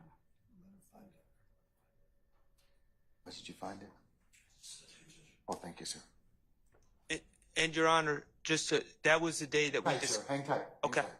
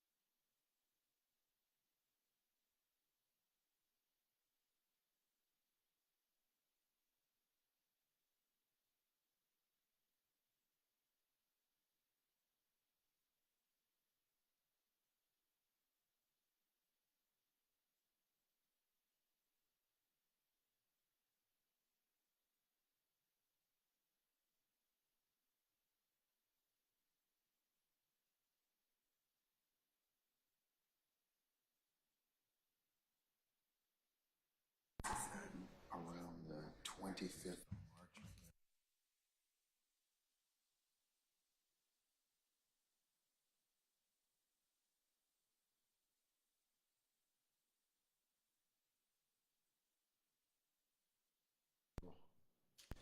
To April, yeah.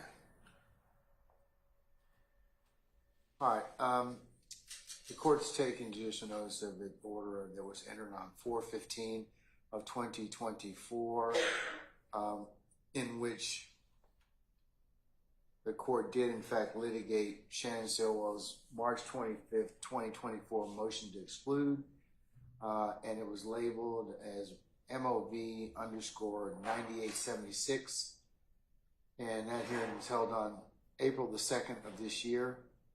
And I denied Mr. Stillwell's motion to exclude. It talks about you're seeking the suppression of this particular video, Mr. Sharp. I did rule that because you filed it in conjunction with the decision that was made in Baker. I ruled that your contentions in the video and the statements contained therein are admissible under 401, 402, 403, subject to the proper foundation. So, as long as the state can lay a foundation, then of course, then I will, of course, and it's also subject to any additional objections that be made at the time. So, Well, okay, subject to the proper foundation, I agree with, but but I've already ruled on it. I issued about a 5-page order. Okay, and well, to the extent that Your Honor has previously apparently ruled that it's relevant, I would ask that Your Honor reconsider that ruling, considering this has, and I think Your Honor, in fairness to Your Honor, and you've said this to the litigants, you are seeing how this case plays out in real time, and you don't have the advantage that we have to know all the discovery. Now you know that this case, what this video purports to be, has nothing to do with any issue with Lil Wayne. And Well, I think what they're saying is they're not saying this is Lil Wayne related. They're saying that it's for other purposes, such as to show the relationship purportedly between your client, between Mr. Williams, and well, the tweet, Mr. Williams has nothing to do with the video. well, and let's focus. Let's focus on that issue involving Mr. Stillwell. Okay. There are multiple. First of all, there's 5 expert witnesses, multiple fact witnesses, multiple videos, multiple social media posts that all put Mr. Stillwell as knowing and associated with Quindarius Zachary. There is no prosecutorial need to play a video that is full of unfair prejudice and undue prejudice, showing my client threatening someone who is completely unrelated to this case.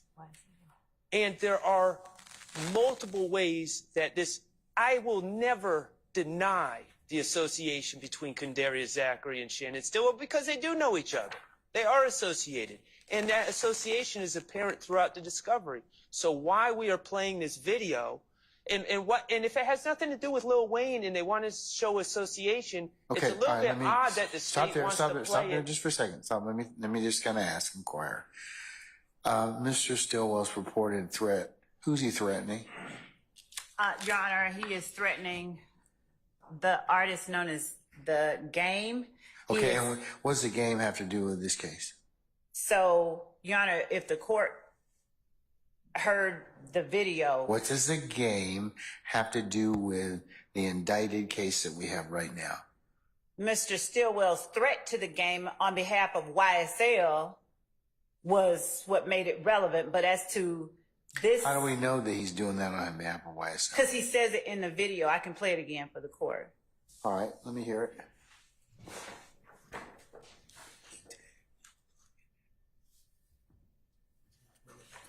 And he tagged, I believe, the defendant Williams in the post as well as I get ready to play it. Again.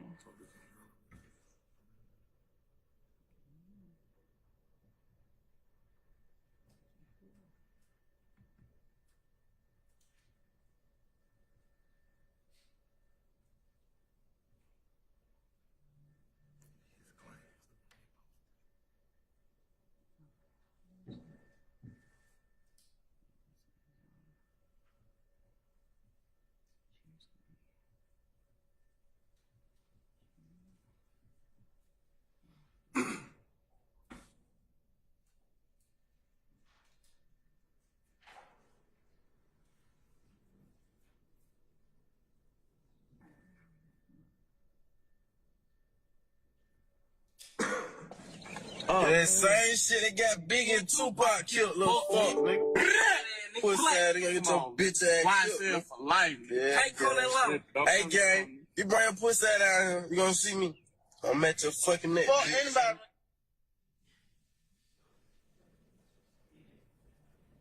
And so, Your Honor, as I... Hold on. You like what? I'm sorry? What Ms. Love said about a threat on behalf of YSL, that was never stated in the video. Yeah, I didn't hear anything. Play it one more time. Stop it where you think it says YSL. The threat is on behalf of YSL. Yeah, they gonna get your bitch ass killed. That's somebody else. Life. Yeah, hey, gang. Your Honor... Hey, gang. Okay, so two things. One, it's a statement of a party opponent. It is statements of co-conspirator. Who's talking now? Both Mr. Stillwell and Mr. Zachary, Okay. who is going to be testifying as well. Okay.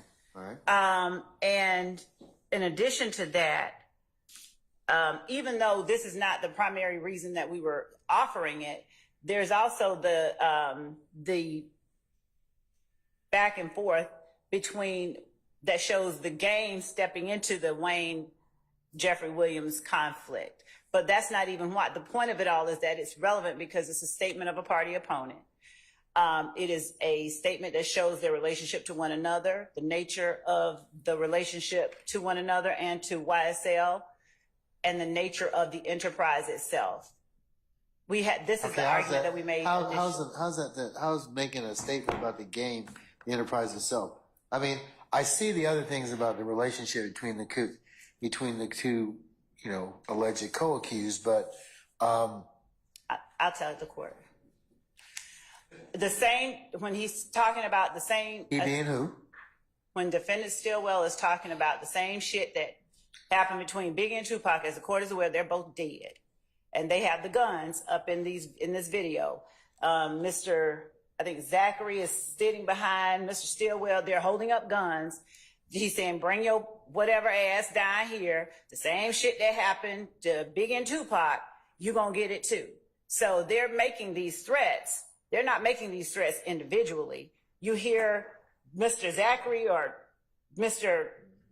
one of his other co-conspirators sitting behind him saying, YSL for life.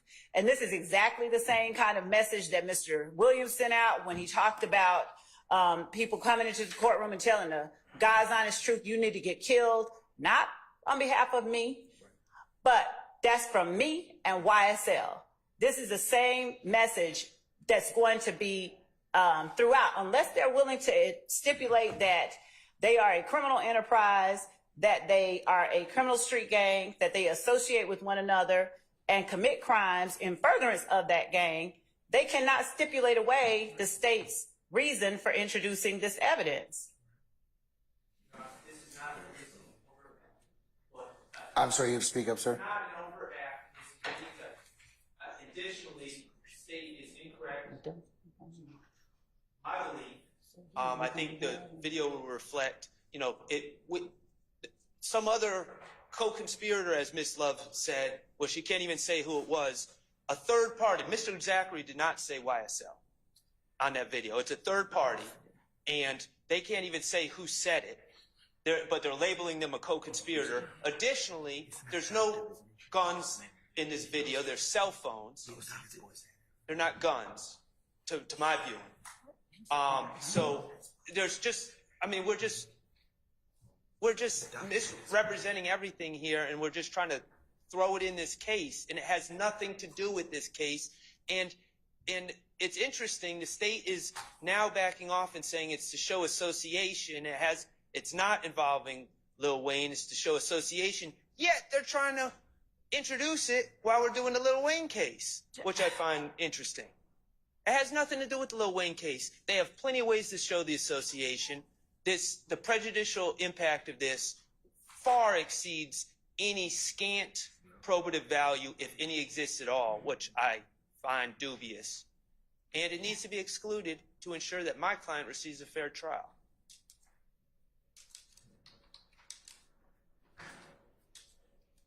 Judge, I think that it's a little disingenuous to say that this has no probative value. We literally argue the exact same thing at the last. It's probative, but it may be more prejudicial. Because here's the thing. The game, here, just listen. The game is not a participant, okay? All right? And I think you're running into kind of, into foul territory when you're trying to, you've already got evidence to show arguably relationship between these two, okay? And if the game's not involved in this particular case, which he's not, then that's the court's viewpoint of that. I mean, it's more, the relevancy kind of gets skewed at that point. Your Honor, if I may, from the very beginning, we have noticed the defendants that we were putting this in.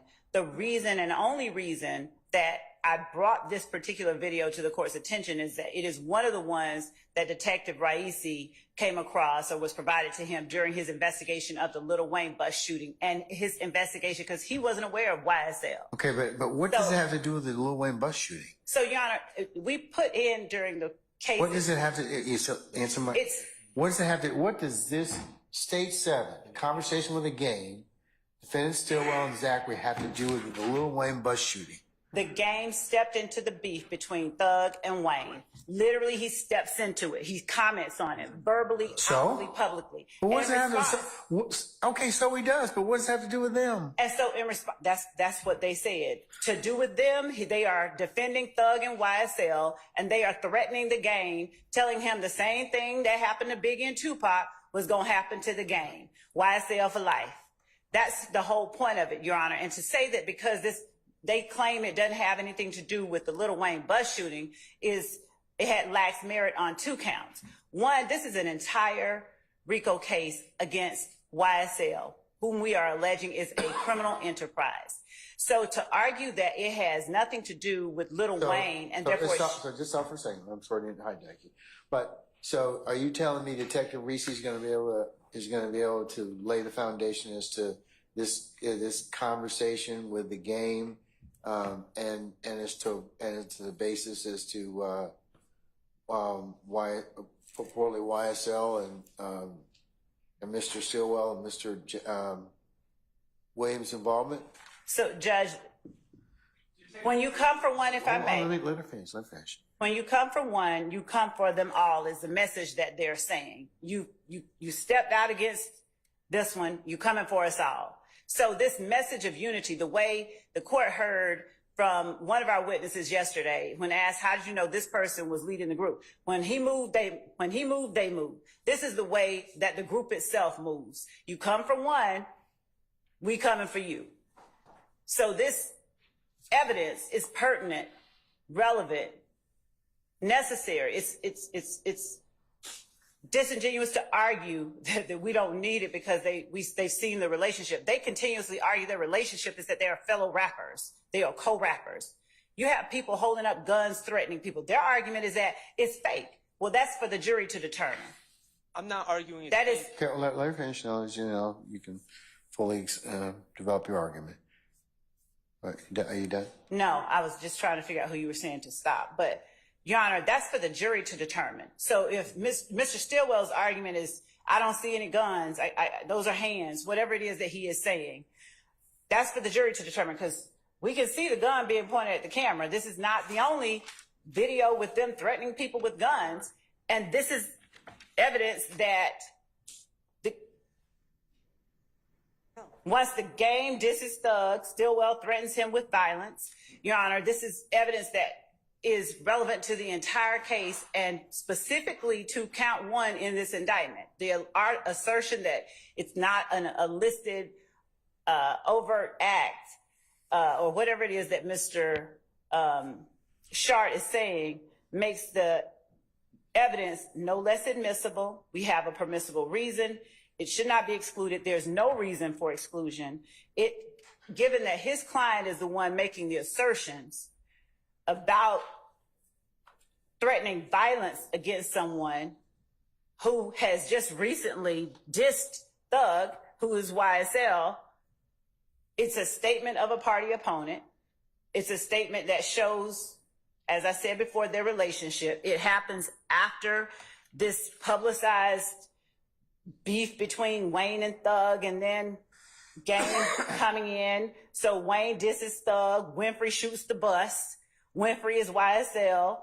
The Game disses Thug. Stillwell threatens the Game with violence. Quindarius Zachary is in the back holding up a gun. They saying YSL for life. It all proves material elements of count 1. There's no way that any part of this can be deemed, yes, prejudicial. Every piece of evidence we have against their clients are prejudicial because it shows that they're guilty. So when you have him on video filming himself saying the same thing that happened between Biggie and Tupac is going to happen to you, then they're proving the case for us, their own words. And the court found that the relationships between and among the co-defendants and their association with YSL as an alleged criminal enterprise and street gang are crucial, particularly since the defendants denied that YSL is a criminal enterprise or street gang. Accordingly, the court ruled that the statements contained in the video properly relate to, inter alia, the nature and existence of the alleged criminal enterprise/gang, affiliation with the alleged criminal enterprise/gang, participation in the alleged criminal enterprise/gang, gang association and membership, and the connection of the defendants with one another. And accordingly, the court denied defendant Stillwell's motion to exclude it. The court ruled properly. The court not only ruled in court, the court signed the order and entered the order. So when the argument is made, Your Honor has ruled, this is a situation where it is in writing, and the court has ruled properly, I might add. And there is nothing, no reason, no legal basis for the exclusion of this evidence against the court's prior entered order. Your Honor, in these statements, again, there is no gun in the video. It is a flip phone. Okay. And this is dangerous. It's not Mr. Matthews' flip phone, but it is a flip phone. It is dangerous when we start just willy-nilly saying things and commenting on the evidence, and we're wrong. But additionally, Your Honor, I'm not arguing that it's a rap beef versus a real beef or anything like that. The state can say that I'm doing that. I'm arguing one thing very simply. It's irrelevant. I shouldn't have to argue one way or another because it shouldn't come in because it's irrelevant. The jury shouldn't have to consider one way or another. It's not a question for the jury because it's highly prejudicial. It's of limited relevance. And the other thing is the state's now saying it's to prove the gang and all this. The state hasn't given 418 notice. They were supposed to give 418 notice 10 days before trial to use that evidence in trial. It's not charges in the act and no notice was given. So they didn't fulfill the procedural requirements to even make that argument. But I don't, and the other thing is the state keeps claiming that the gang got involved somehow. The state has provided no evidence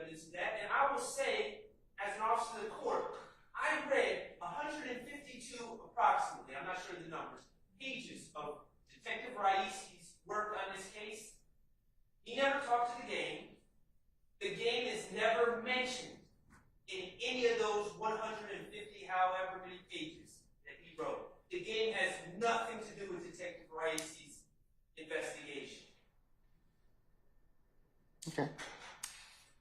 Well, it's subject to foundation, so we'll see what, as I mentioned here in my order. And I'll take a look at the transcript, beforehand, which I believe Ms. Weaver has available for me, so, Well, Your Honor, I would just like to remind you, and I know that you would have liked people to do things earlier.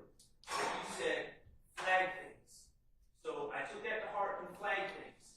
And we had a hearing on it. Now perhaps, and this was unfair to you, Your Honor, because again, you don't have the discovery. Perhaps at that time, you were under the assumption that the state was going to tie this together to the Lil Wayne somehow. But they're not. They're never going to be able to. There's no relevance. So well, they're saying it's relevant now to show their relationships and for other reasons, that, you know, they don't reference the necessarily the Lil Wayne. So it's just the association with Quindarius Zachary? Is that really what this is about? Again, we can go through the discovery, and that's never going to be an issue in this case. Quindarius Zachary is going to take the stand. He's going to say he's known my client for years.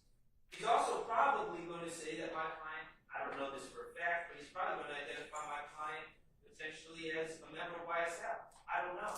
But those are issues that are going to come up with Mr. Zachary, and the issue of whether they know each other, whether they're associated with each other, it's never going to come up. And part of probative value. Okay, what about the issue of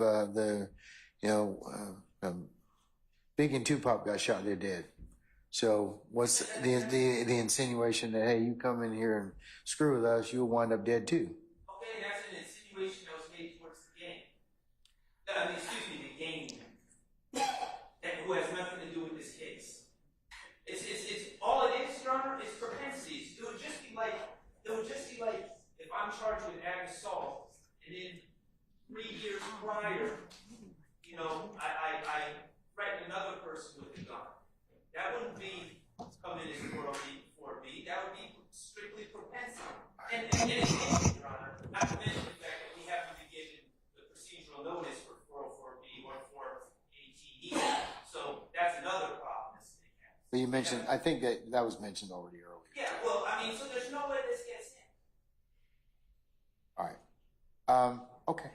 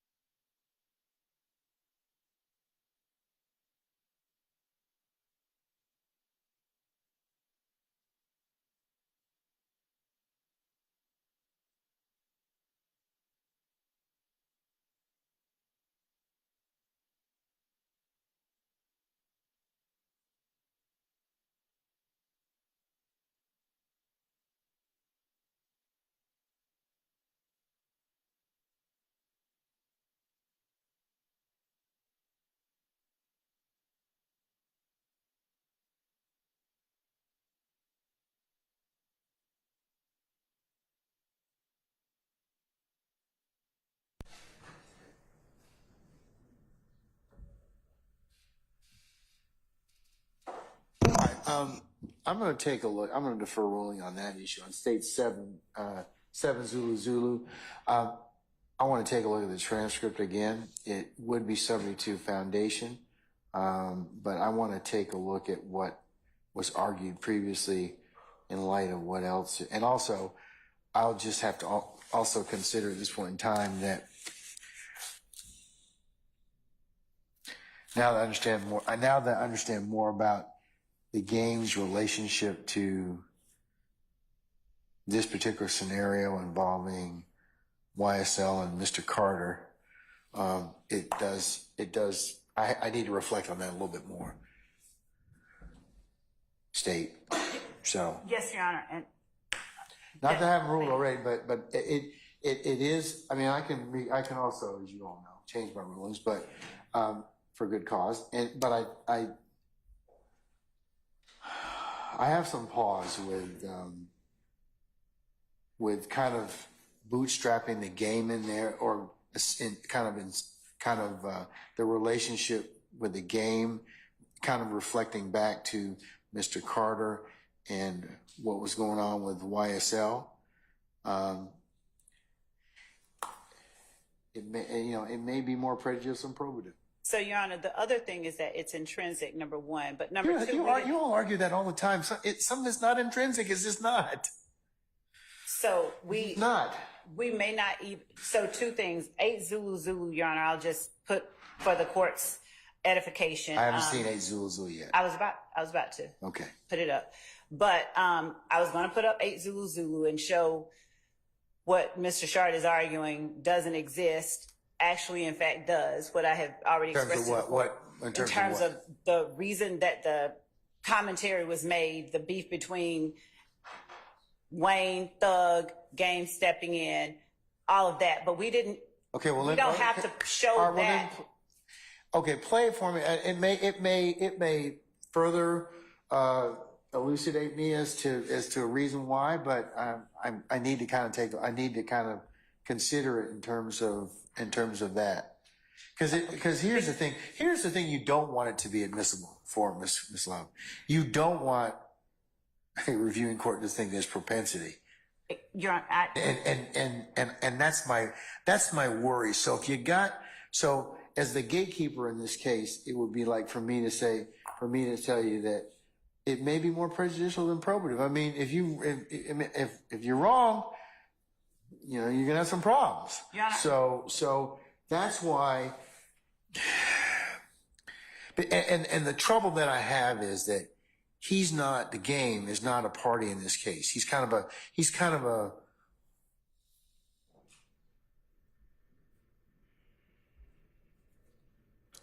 somebody that inserted himself in this particular issue, and YSL may be, or the issue is, it may be for the purpose that you're seeking it for, but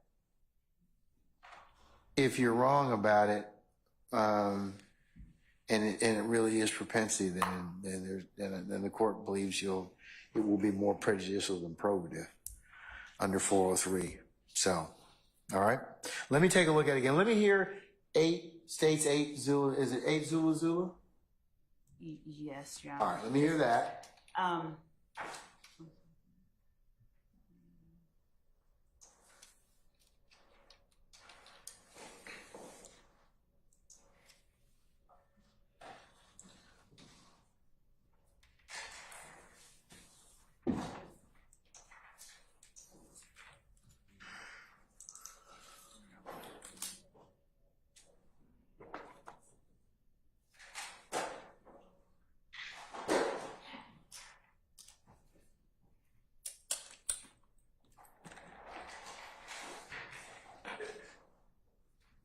So, Your Honor, what I have are, for the court's consideration, are simply, these portions are not the game's threats. We have served in discovery the game's threats and then the responses, but I'm going to tender for the court's consideration 2 articles as 8 Zulu. And the first one was dated May 6, 2015. Apparently, the game will F Young Thug up for Lil Wayne, and it just chronicles the threats that the game made to Lil Wayne. And then the second one is, I believe, Defendant Williams commenting on that beef, if you will. Are these news articles? Are they? So yes, what we've done. Videos, or what are they? They were news articles, but we've shared in discovery, and because I did not anticipate putting up the game's video for the court. I'm going back to get the videos, but the point is that the articles chronicle the information that is conveyed in the videos that we have provided in discovery of the game and YSL and the corresponding conflict between the two.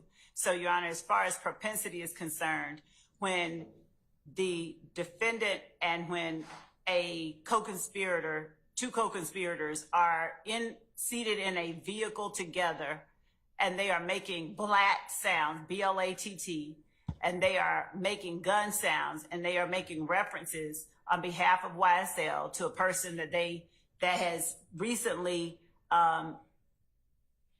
made statements about the defendant Williams, it is, but here's the thing. It's marginally relevant because he's not a party in this case. The game's not a party in this case. The game's commenting on two parties in this case. Are you bringing the game in? Judge, we don't to testify. We don't even want the jury to know that the game commented on it. The fact that they have threatened, that they are making threats on behalf of YSL to someone who's not a party, as you said, who hasn't done anything to anybody. Lil Wayne wasn't a part. He didn't do anything to anybody. And they're shooting at Lil Wayne. They're threatening game. We have other instances of that type of the group behavior, the YSL members acting in a way that furthers their purpose. Part of what lets you know that something is criminal street gang activity is when you assert the gang itself. This is a threat being made, a threat of violence. When you don't just say, I'm doing this, or you don't just go out and do something and cover your face and don't let anybody know, then one could arguably say, oh, they did it for their own edification. Not only did Mr. Stillwell make the statements that he made, not only did they talk about YSL in the statements being made, but they publicly posted it. So it's to further the interest of the gang itself, to further the notoriety, to increase the fear of YSL, to make people know that they are not to be played with. In no small manner, I don't believe, Your Honor, with all respect to the court and the court's perspective on it, can it be considered a marginal effort on their part. They didn't just whisper it to themselves, we're the best. They're saying that, you know, we will cause harm to you. You come to us, we come to you. As a group, as a whole. Not me. It's not Jeffrey Williams threatening the gang because the gang says something bad about him. They're threatening a person who has done nothing to anybody. They're offering violence on behalf of YSL. That can't be propensity when it's the enterprise itself that they are acting on behalf of. The argument keeps shifting, the goalposts keep moving, but the bottom line is they want this in to show that Shannon Stillwell is the type of guy that threatens people. That's not true. On behalf of YSL. Yes, not this threatens people, but does his action purportedly further the purpose of the gang YSL? Does his statement further the notoriety? Does his statement further the fear? Are they offering violence on behalf of YSL? Of course, the jury makes that determination at the end, but the statements themselves, they're pretty damning, but they may be relevant for that purpose. And I mean, I know you're saying that the goalpost is shifting, but he doesn't say YSL. When there is no, but does he refute in the video? Hey, I'm not one of these jokers. Your Honor. I mean, exactly. That's my point. Unfortunately, for for your client is that there's a perception that he could be, adopting these particular statements because he's in it. Well, he did not stop mid-sentence. No, I realize that, but the issue is he is in the video and other people are saying things, but he is making the statements of come down here and about see what happened to Lil Wayne and Biggie. No, he did not say see what happened to Lil Wayne. No, but does he talk about Tupac and Biggie? Yeah, well, I just want to be clear. He didn't say Lil Wayne. Oh, no, I'm sorry. Not Lil Wayne. But he mentioned Biggie and Tupac. Yes, he did. Okay, so, I mean, the insinuation in that is both of them are dead. The insinuation is Both of them are dead. See what happened to them? I mean, it's a contextual video. it's the insinuation is he's the guy that threatened. That he's the guy that, hey, he's telling the game, hey, keep talking that smack, and this is what's going to happen. I don't dispute that it's a threatening video, and that's exactly, but it's not related to Lil Wayne. It's not related. No, but it's related to unfortunately, the state is telling you all and trying to convince the jury that these are the type of statements that are made on behalf of YSL. Your client is a YSL member who's offering violence on behalf of YSL, who, for purposes of fear, their notoriety, and they did post it on a public website. So it's kind of like, so whether or not they draw those conclusions or beliefs in is an argument is for them to decide, the jury, but it doesn't make them not relevant for purposes of showing the video to determine. It's not propensity. It is to show those particular things in particular, like, does it further the purpose of YSL the gang? Does it further the notoriety, the fear? Are they offering violence on behalf of YSL? I would submit to you as a threshold measure. Yes, that could certainly be drawn as a conclusion out of this video. Now, whether or not the jury decides to draw that conclusion is their choice. Well, so you're saying that, if I read you correctly, that you feel it's relevant under 401, but there's still 403 balancing, and I think we can all agree, or maybe not the state, but I think we're in agreement that it is very prejudicial. Of course it is, but is it more probative? And right now I got to make that determination. But Your Honor, and I know I've said this before, but I think it's important. From the very beginning, we filed motions, and we asked, and we also orally in court said, please identify the videos that you want to use from way in the beginning of this trial. We were begging to be put on notice. This is the exact type of video that falls potentially under 418. we argued that last time because remember I heard that argument last time. I heard that argument last time. Okay, well, I'm just saying that that's a procedural bar to the addition, in addition to the 403 balance. And we were begging for those. But I don't think it falls under 418. Well, if it doesn't fall under 418, then that's the only. Because I don't think it was offered for that particular purpose. If it's not 418, it has to be 404. Because there are other. Well, 404 would be uncharged misconduct. It would be uncharged misconduct.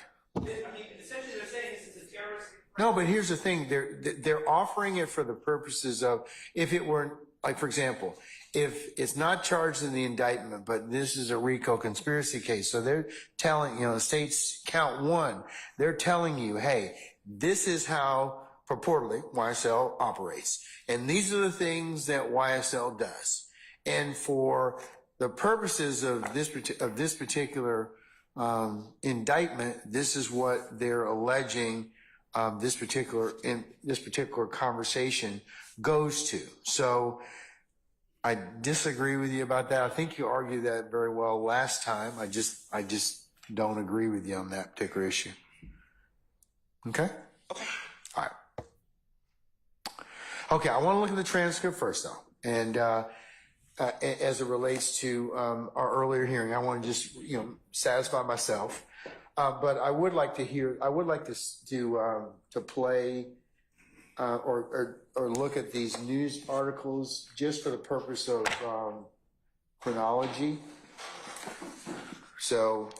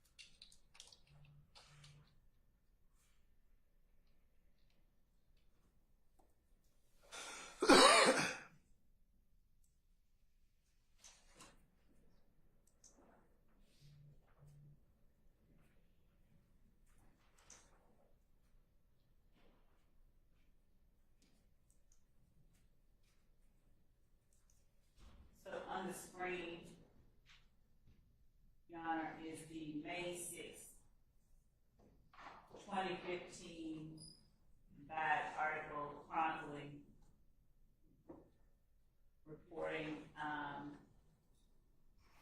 Your Honor, I would object to the consideration of articles written by random reporters online to even be considered in any pretrial rulings. I mean, this is hearsay upon hearsay filtered through a reporter of unknown veracity on a website. And I don't think that this can even be considered for any. Well, no, I would like to look at it for the chronology, for the court. Well, I'm not. I don't think the state's trying to offer it as evidence in this case.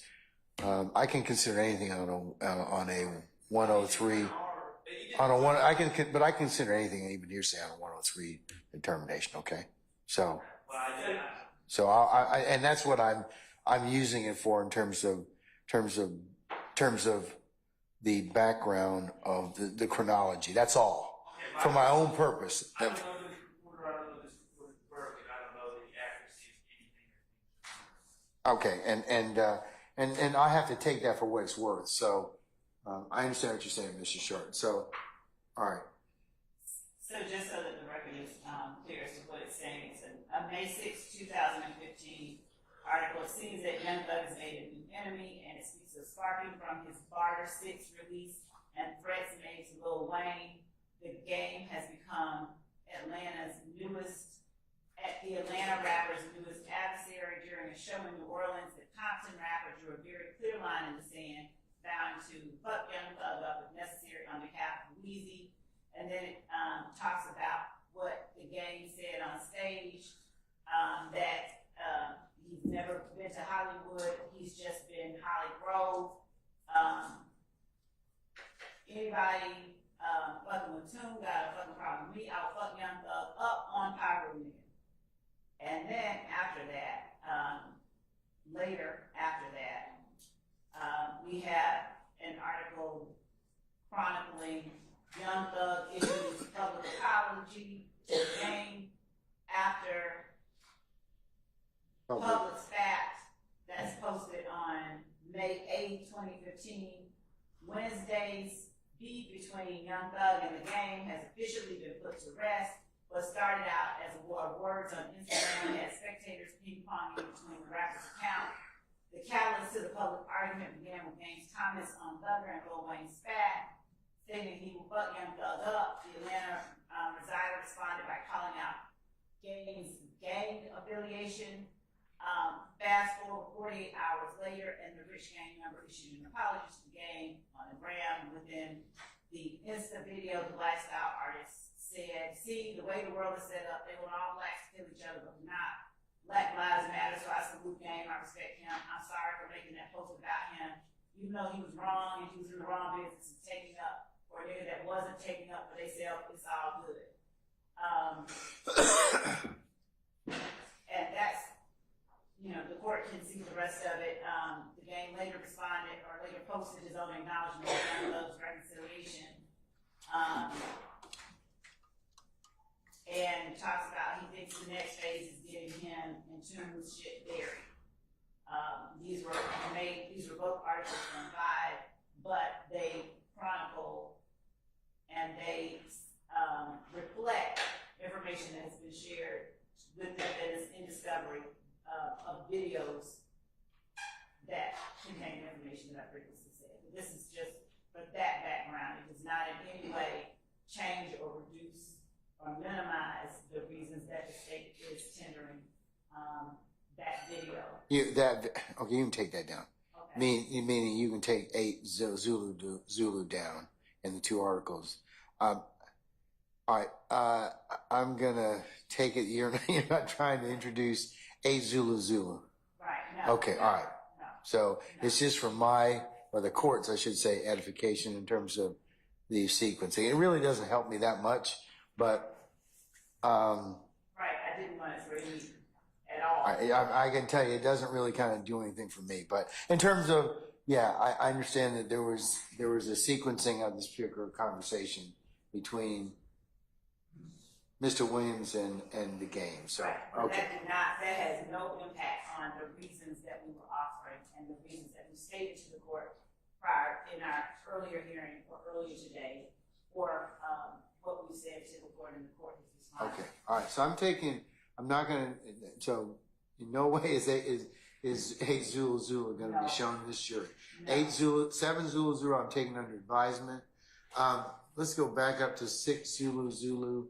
Holly Grove thug appearance. What's the relevance of that? Other than that, thug is Mr. Williams is going to purportedly Lil Wayne's hometown, right? So he is in fact at this point in Holly Grove. This is after the Dick's video where he's saying he's going to Holly Grove.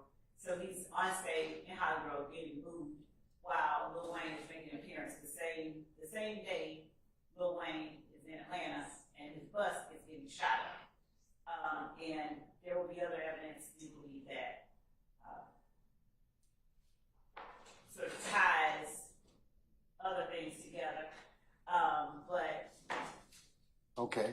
That video is from when Jeffrey Williams is in Lil Wayne's hometown, the night that Lil Wayne's bus got shot. That's subject to foundation.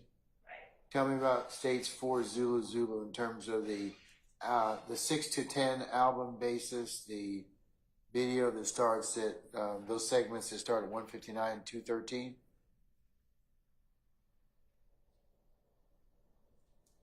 There's a 45-second video. I mean, the portion that starts and talks about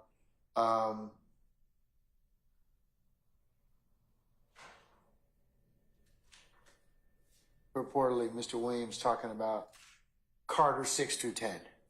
Okay, so what's the basis for that?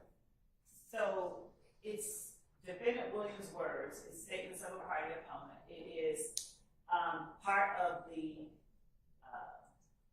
background, part of the reason for the rift between defendant and Dwayne Carter, whose bus was shot up by a member of the group.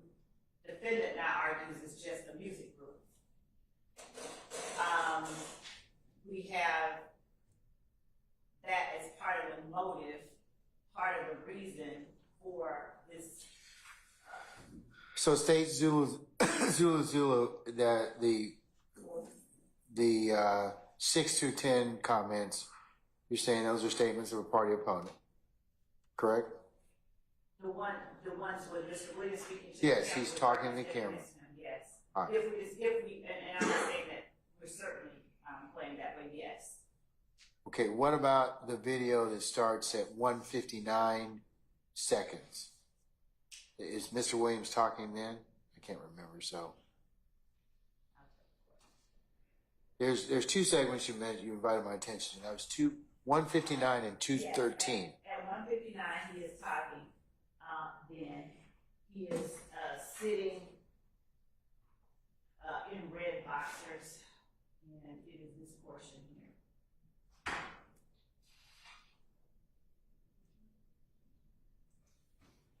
And the Carter 6 is on the way. The Carter 6 is on the fucking way.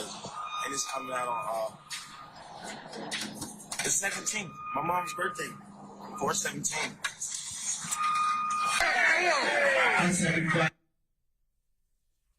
So the portion before Lil Wayne comes up is the defendant Jeffrey Williams talking about when the Carter 6 is coming out on April 17th. And to be clear, Carter, just to give the court a little bit of background, Carter 6 is, as I've already said, is to be the new name of Lil Wayne's album. Lil Wayne was in dispute with his company over the release of that album.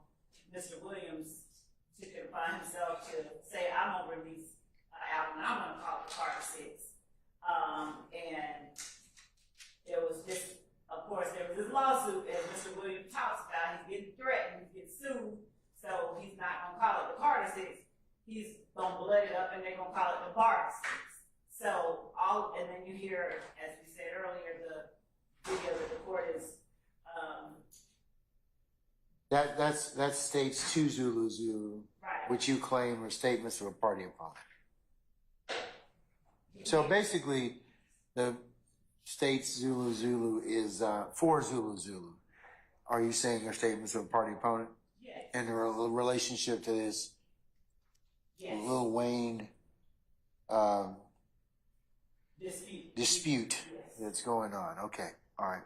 Which also involves these tour bus being shot up. Right. Little Okay. Wayne, two of us was shut. Yes. Okay, all right. All right, well, subject to foundation.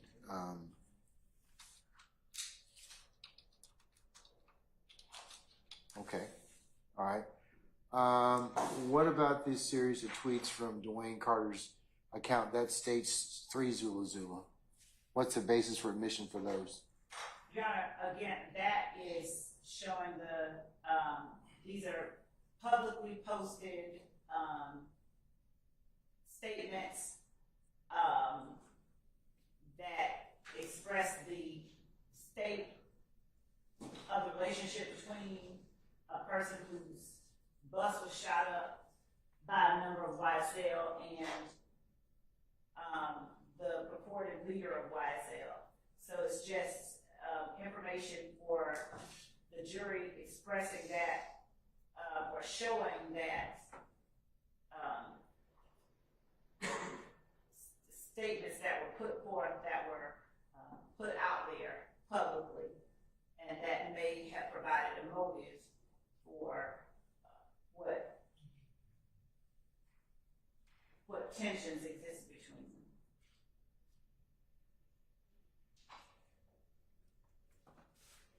Okay, but they're from Dwayne Carter, who you say is not going to testify in this case, right? So, or at least right now. You see, state 3 Zulu Zulu are a series of tweets from Mr. Carter's Instagram account. Is that correct? That's a Twitter account. Twitter. Whose phone's ringing?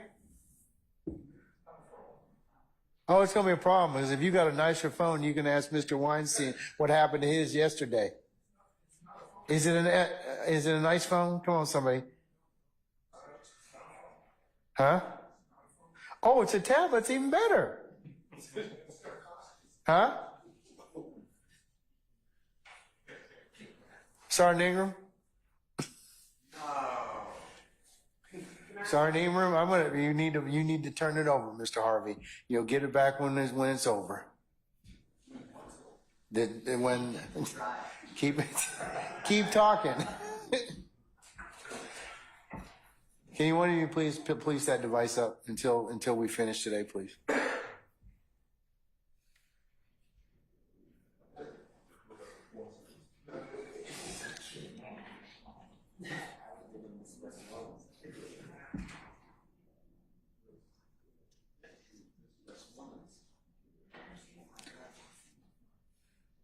Oh, I don't feel so bad. Oh.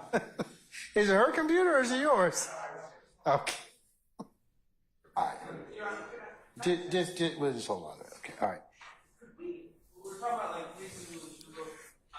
I'm sorry. What about? the exhibit that we're speaking of. Which is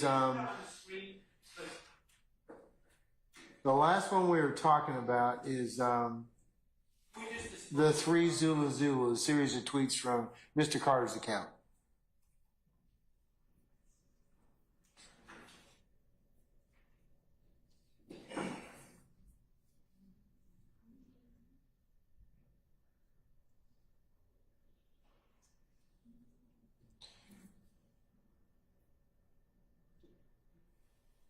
Yes, put it up. Yes, ma'am, put it up.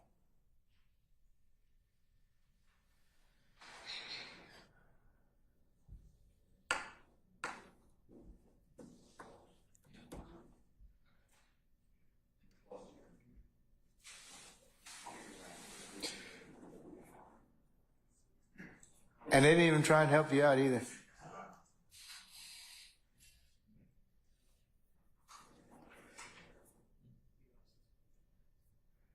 So I have it up on the screen. All right, okay.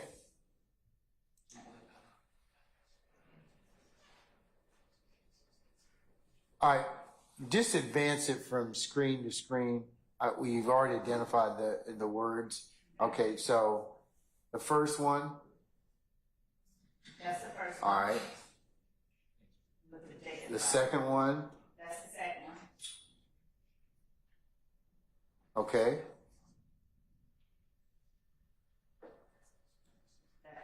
The third one.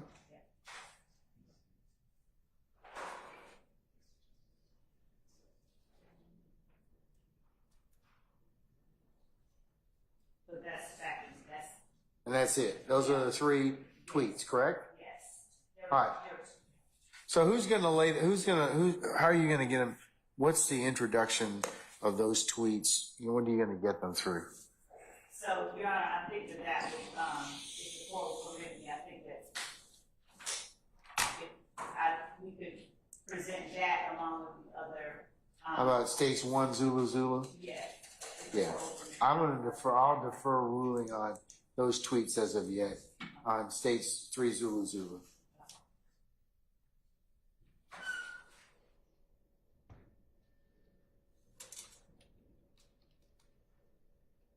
Can I give something for your consideration when it's appropriate on that?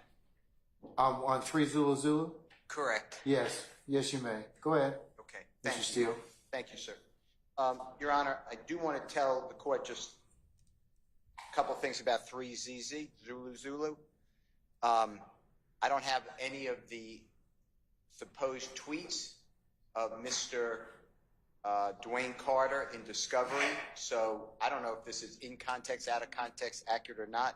I also not going to agree that this is Mr. Dwayne Carter's actual Twitter account. I personally have seen nothing that recognizes it as his Twitter account.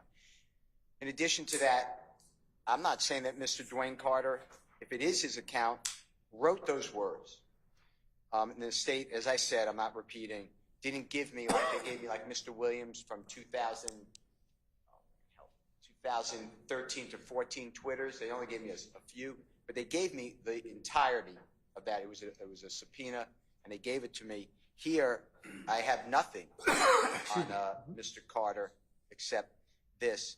Also, I don't know I'm not going to agree that it has anything to do with Mr. Williams. It says F, them, DEM, fake ASS thugs with an S, and then it says something about Slim, word to Slim. I mean, I don't see the relevance.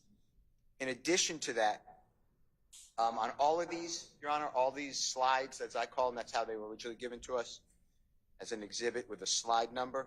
They all have commentary on Are you talking about state Zulu Zulu, 3 Zulu Zulu, or some? Yes, but every one of them. Like this one says, the very bottom on your screen, Twitter, Lil Wayne responds to Young Thug. I mean, I don't know who wrote that. Maybe the state, maybe not the state. Maybe a blogger, maybe not a blogger. Maybe Mr. Carter, maybe not Mr. Carter. But somebody wrote that. So you're still objecting as to foundation itself, Yeah, or authenticity? Everything. Or even Yeah. though it has that purported like blue check mark Yeah, I don't. that said that demonstrates that it could be a legitimate account. I don't know. I don't know. I was just told it was verified, so the court may have known something I didn't know, but verified by whom? I don't know. My point is, biggest point is, I'm getting like a little snippet out of a book, and that's just not right. Well, did you subpoena the entirety of like the where this of Mr. Carter's does law enforcement have additional? I don't know. Did you ask? I didn't get it discovered. Did you ask Detective Racine or Racy? I did not ask Detective Hearsay. All right, well, His file should have been given to us. I did do True. a Open Record Act request for the file for the Cobb County. They won't give it to me. DA's office. It's a closed case. They won't give me the case. So I only have what the state gave me, and it's really not fair to me. You know, just like just like you allowed with Mr. Williams' tweets, the state put in little things. I told the court, I argued out of context. The state said no, it's self-serving. I showed the court rule of completeness. The court agreed, and then you went through and said, well, let's see how to put it in context. I can't do that. And by the way, just to a summary of it all, if he's not really going to testify, and I have information that the state never even spoke with him, never even attempted to speak with him, that could be wrong, but that's my information. And assuming that Mr. does not testify, then of course the bottom line is, as I said earlier, it would be a violation of 24-8-801. It's hearsay. Yeah. All right, I need to consider that a little bit more. So state says they'll get back to me about that. So we'll see. Okay? Yes. But I'll take it under advisement. All right. Okay, so states 1, Zulu, the Lil Wayne discussion of a Birdman and Young Thug. I'm going to defer until I see some more on that. Yes, Your Honor. States 2, Zulu, would be admissions of a party opponent, assuming foundation.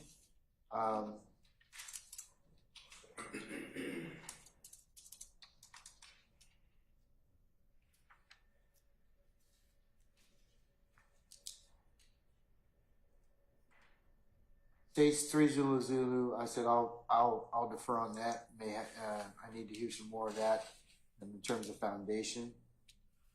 States 4, Zulu. Say those particular segments or statements of party opponents subject to foundation. States 6, Zulu. The thug appearance at Holly Grove, where he comes Lil Wayne's hometown, subject to foundation. And then state 7, Zulu, I'm going to take a look at the transcript after Ms. Weaver lets me look at it. Even though there's an order, I need to I want to make sure that I refresh my memory as to the other, as to our hearing that was held in early April, given the court's knowledge or current knowledge of the facts and circumstances. And then states 8, Zulu are the 2 news articles. They are not considered for any purpose. I don't find them to be helpful to me, even with the timeline. So I'm not going to consider them in any way. And Your Honor, I did not, I skipped states 5, Zulu. Counsel has reminded me, those are of the same nature as states 3, Zulu. With the court's permission, I'll go ahead and publish that.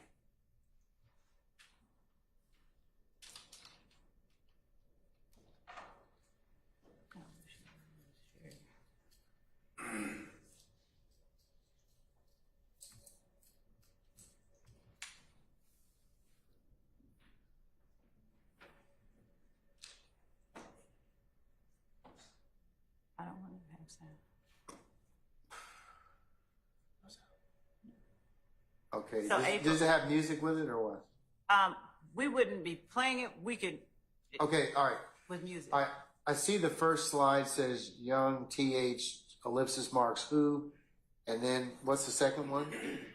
The second one Okay. is this. For the record, I don't like to start beef. And this was April 1st. Go back. I'm sorry. April 1st, 2015, 11:38 a.m. The first one was April 1st at 11:36 a.m.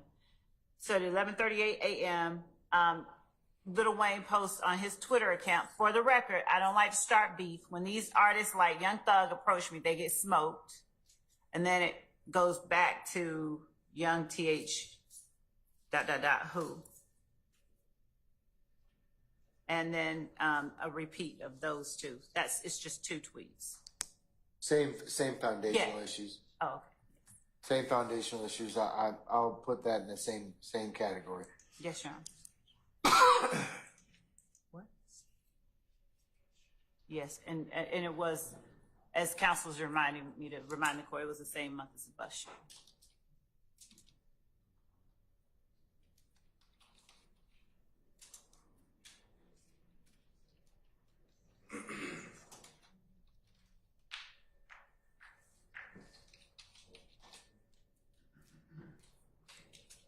Okay. And we had two jail calls that we were going to play for Mr. Winfrey after he was incarcerated. I think they're about, one is 30 minutes long. How long is it? 24 minutes. Go ahead, Shay.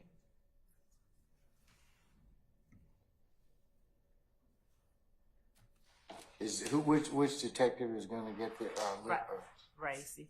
Racy? Have you provided that to counsel? Yes, unequivocally yes. All right. Just send them to me in an audio file. Okay. So I can listen to them. Okay. All right, Mr. Steele, were you going to tell me something else or whatever? Do you mind if I just talk about 4 ZZ Zulu for a second? Yes, that's your client speaking in different points in regards to the album 610 and some other statements, the release and being sued and whatever. Yes. Okay. It said that it's party opponent, so it's admissible. That's By us, yeah. Yeah, that's their basis. Of, Yes. Not them. I understand. All right. I have 3 criteria I'd like the court to just consider for me. First of all, again, but they're all like this. They have commentary on the screen. I would object to it. That one says, Little Wayne stops young thug from dropping the Carter, and then it has a blank, blank, blank, a dot, dot, dot.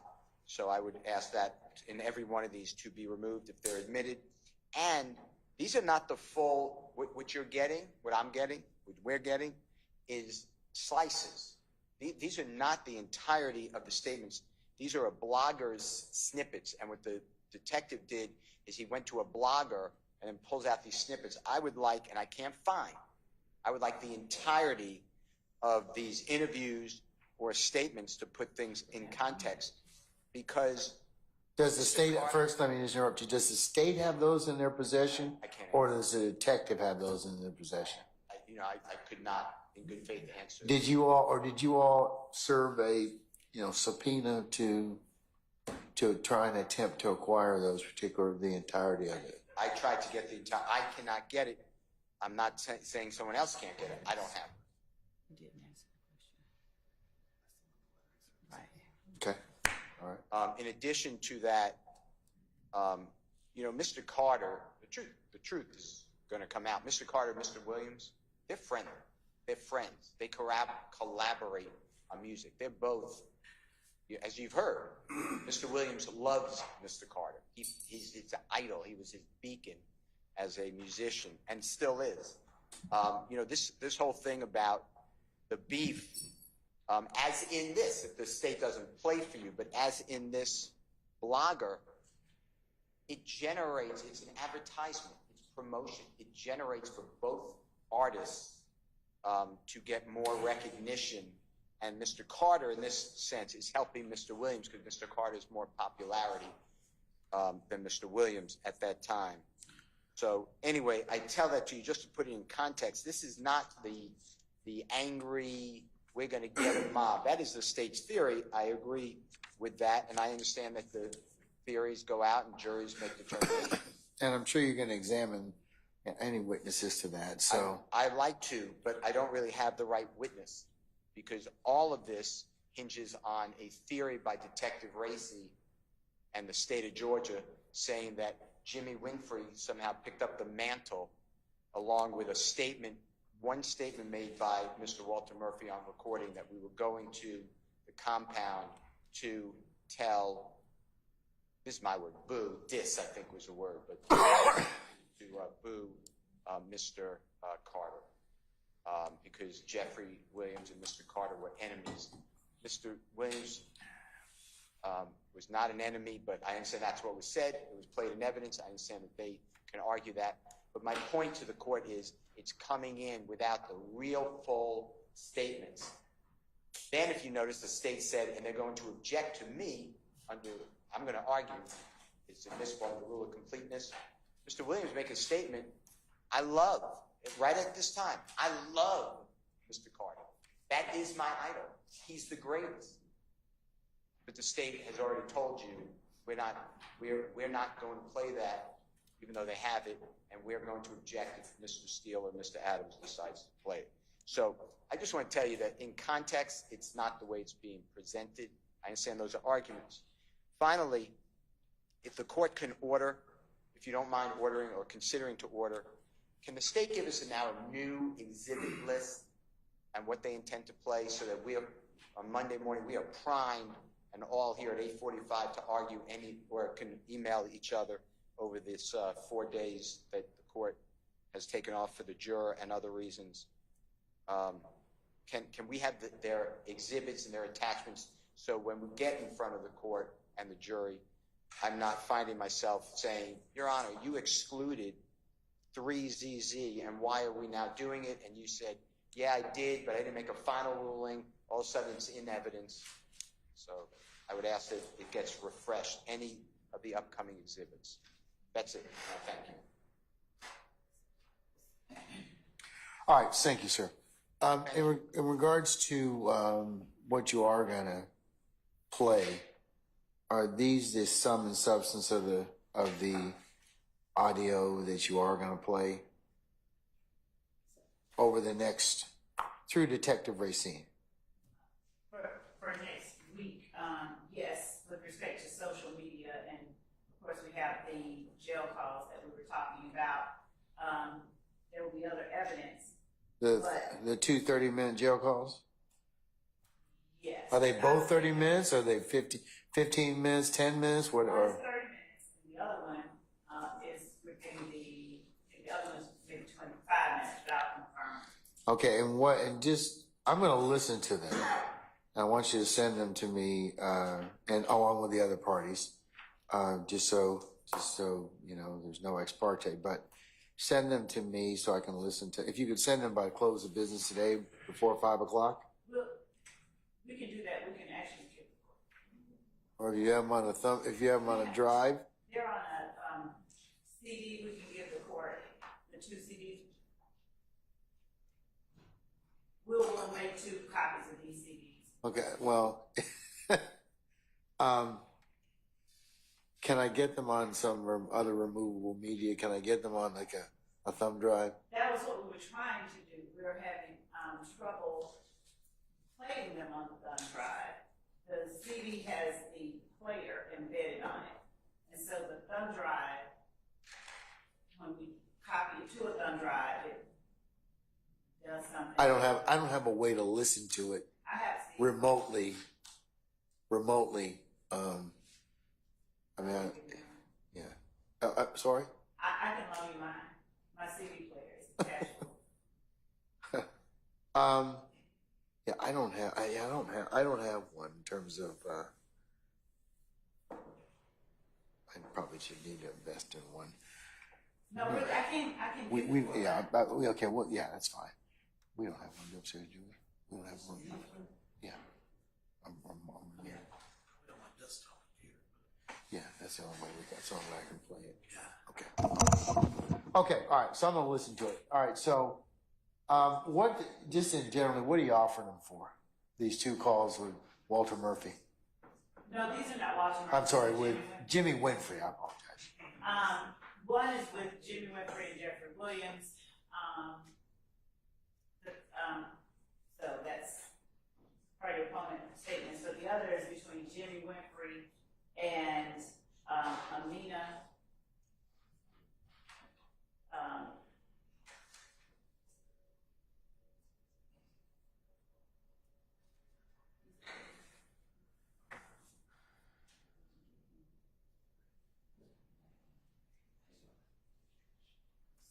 So Jimmy Winfrey is asking his girl to call party reach out to Amina, Lieutenant Williams' manager, to have him listed on the payroll so they don't think this is some street shit. That's following the shooting of Dwayne Carter's bus. Okay. All right. Okay. All right, I'll listen to it, but it seems like there's, and if there's any other legal basis for me to consider, you all can include me in the loop on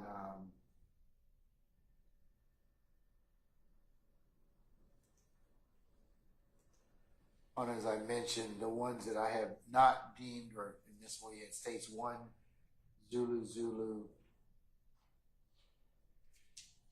And 3 Zulu, Right. and 5 Zulu. Yes. Okay? All right. And Your Honor, I know that we are down from court. Will Monday at 8:30 be the first opportunity that the court would like for us to present additional any commentary, or will we? Yes, yes, that'll be the, yeah, I don't want to go backwards. I'd like you just to be able to tell me succinctly, and if you have some case law this weekend, I can certainly take a look at it tomorrow, Friday over the weekend, because then I can read it and I can kind of say, okay, I've had a chance to take a look at it. Here's my thoughts.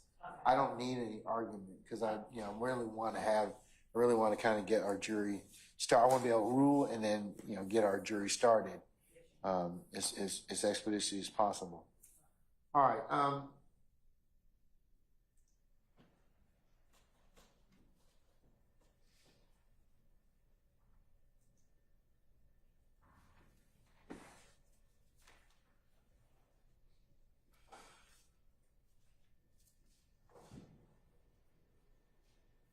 Mr. Steele, as it pertains to your motion limine number 48,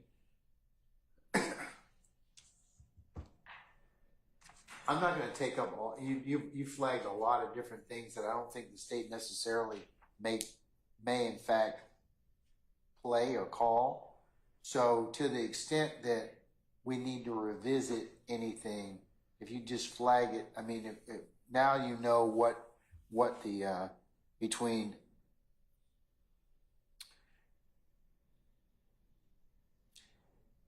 these next 3 witnesses or possibly 4 witnesses when Detective Dennis testifies.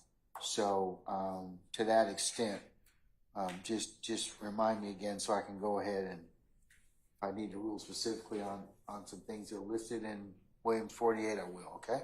Yes, sir. All right. Okay, folks, anything else before we recess for today? Like I said, I'll keep you all posted as to our juror as well. She seems to be recovering, and we have some documentation that would indicate that she will be good as of tomorrow. So, but I suspect we'll just check on her over the weekend as well. All right. Okay. Anything else I need to cover with y'all for the time being before I release you and recess and see you all on Monday? No, sir. Okay, all right. Matt, sir, can you give Miss Westmoreland back her device or the device that rang? Okay, all right. We're in recess. Thank you.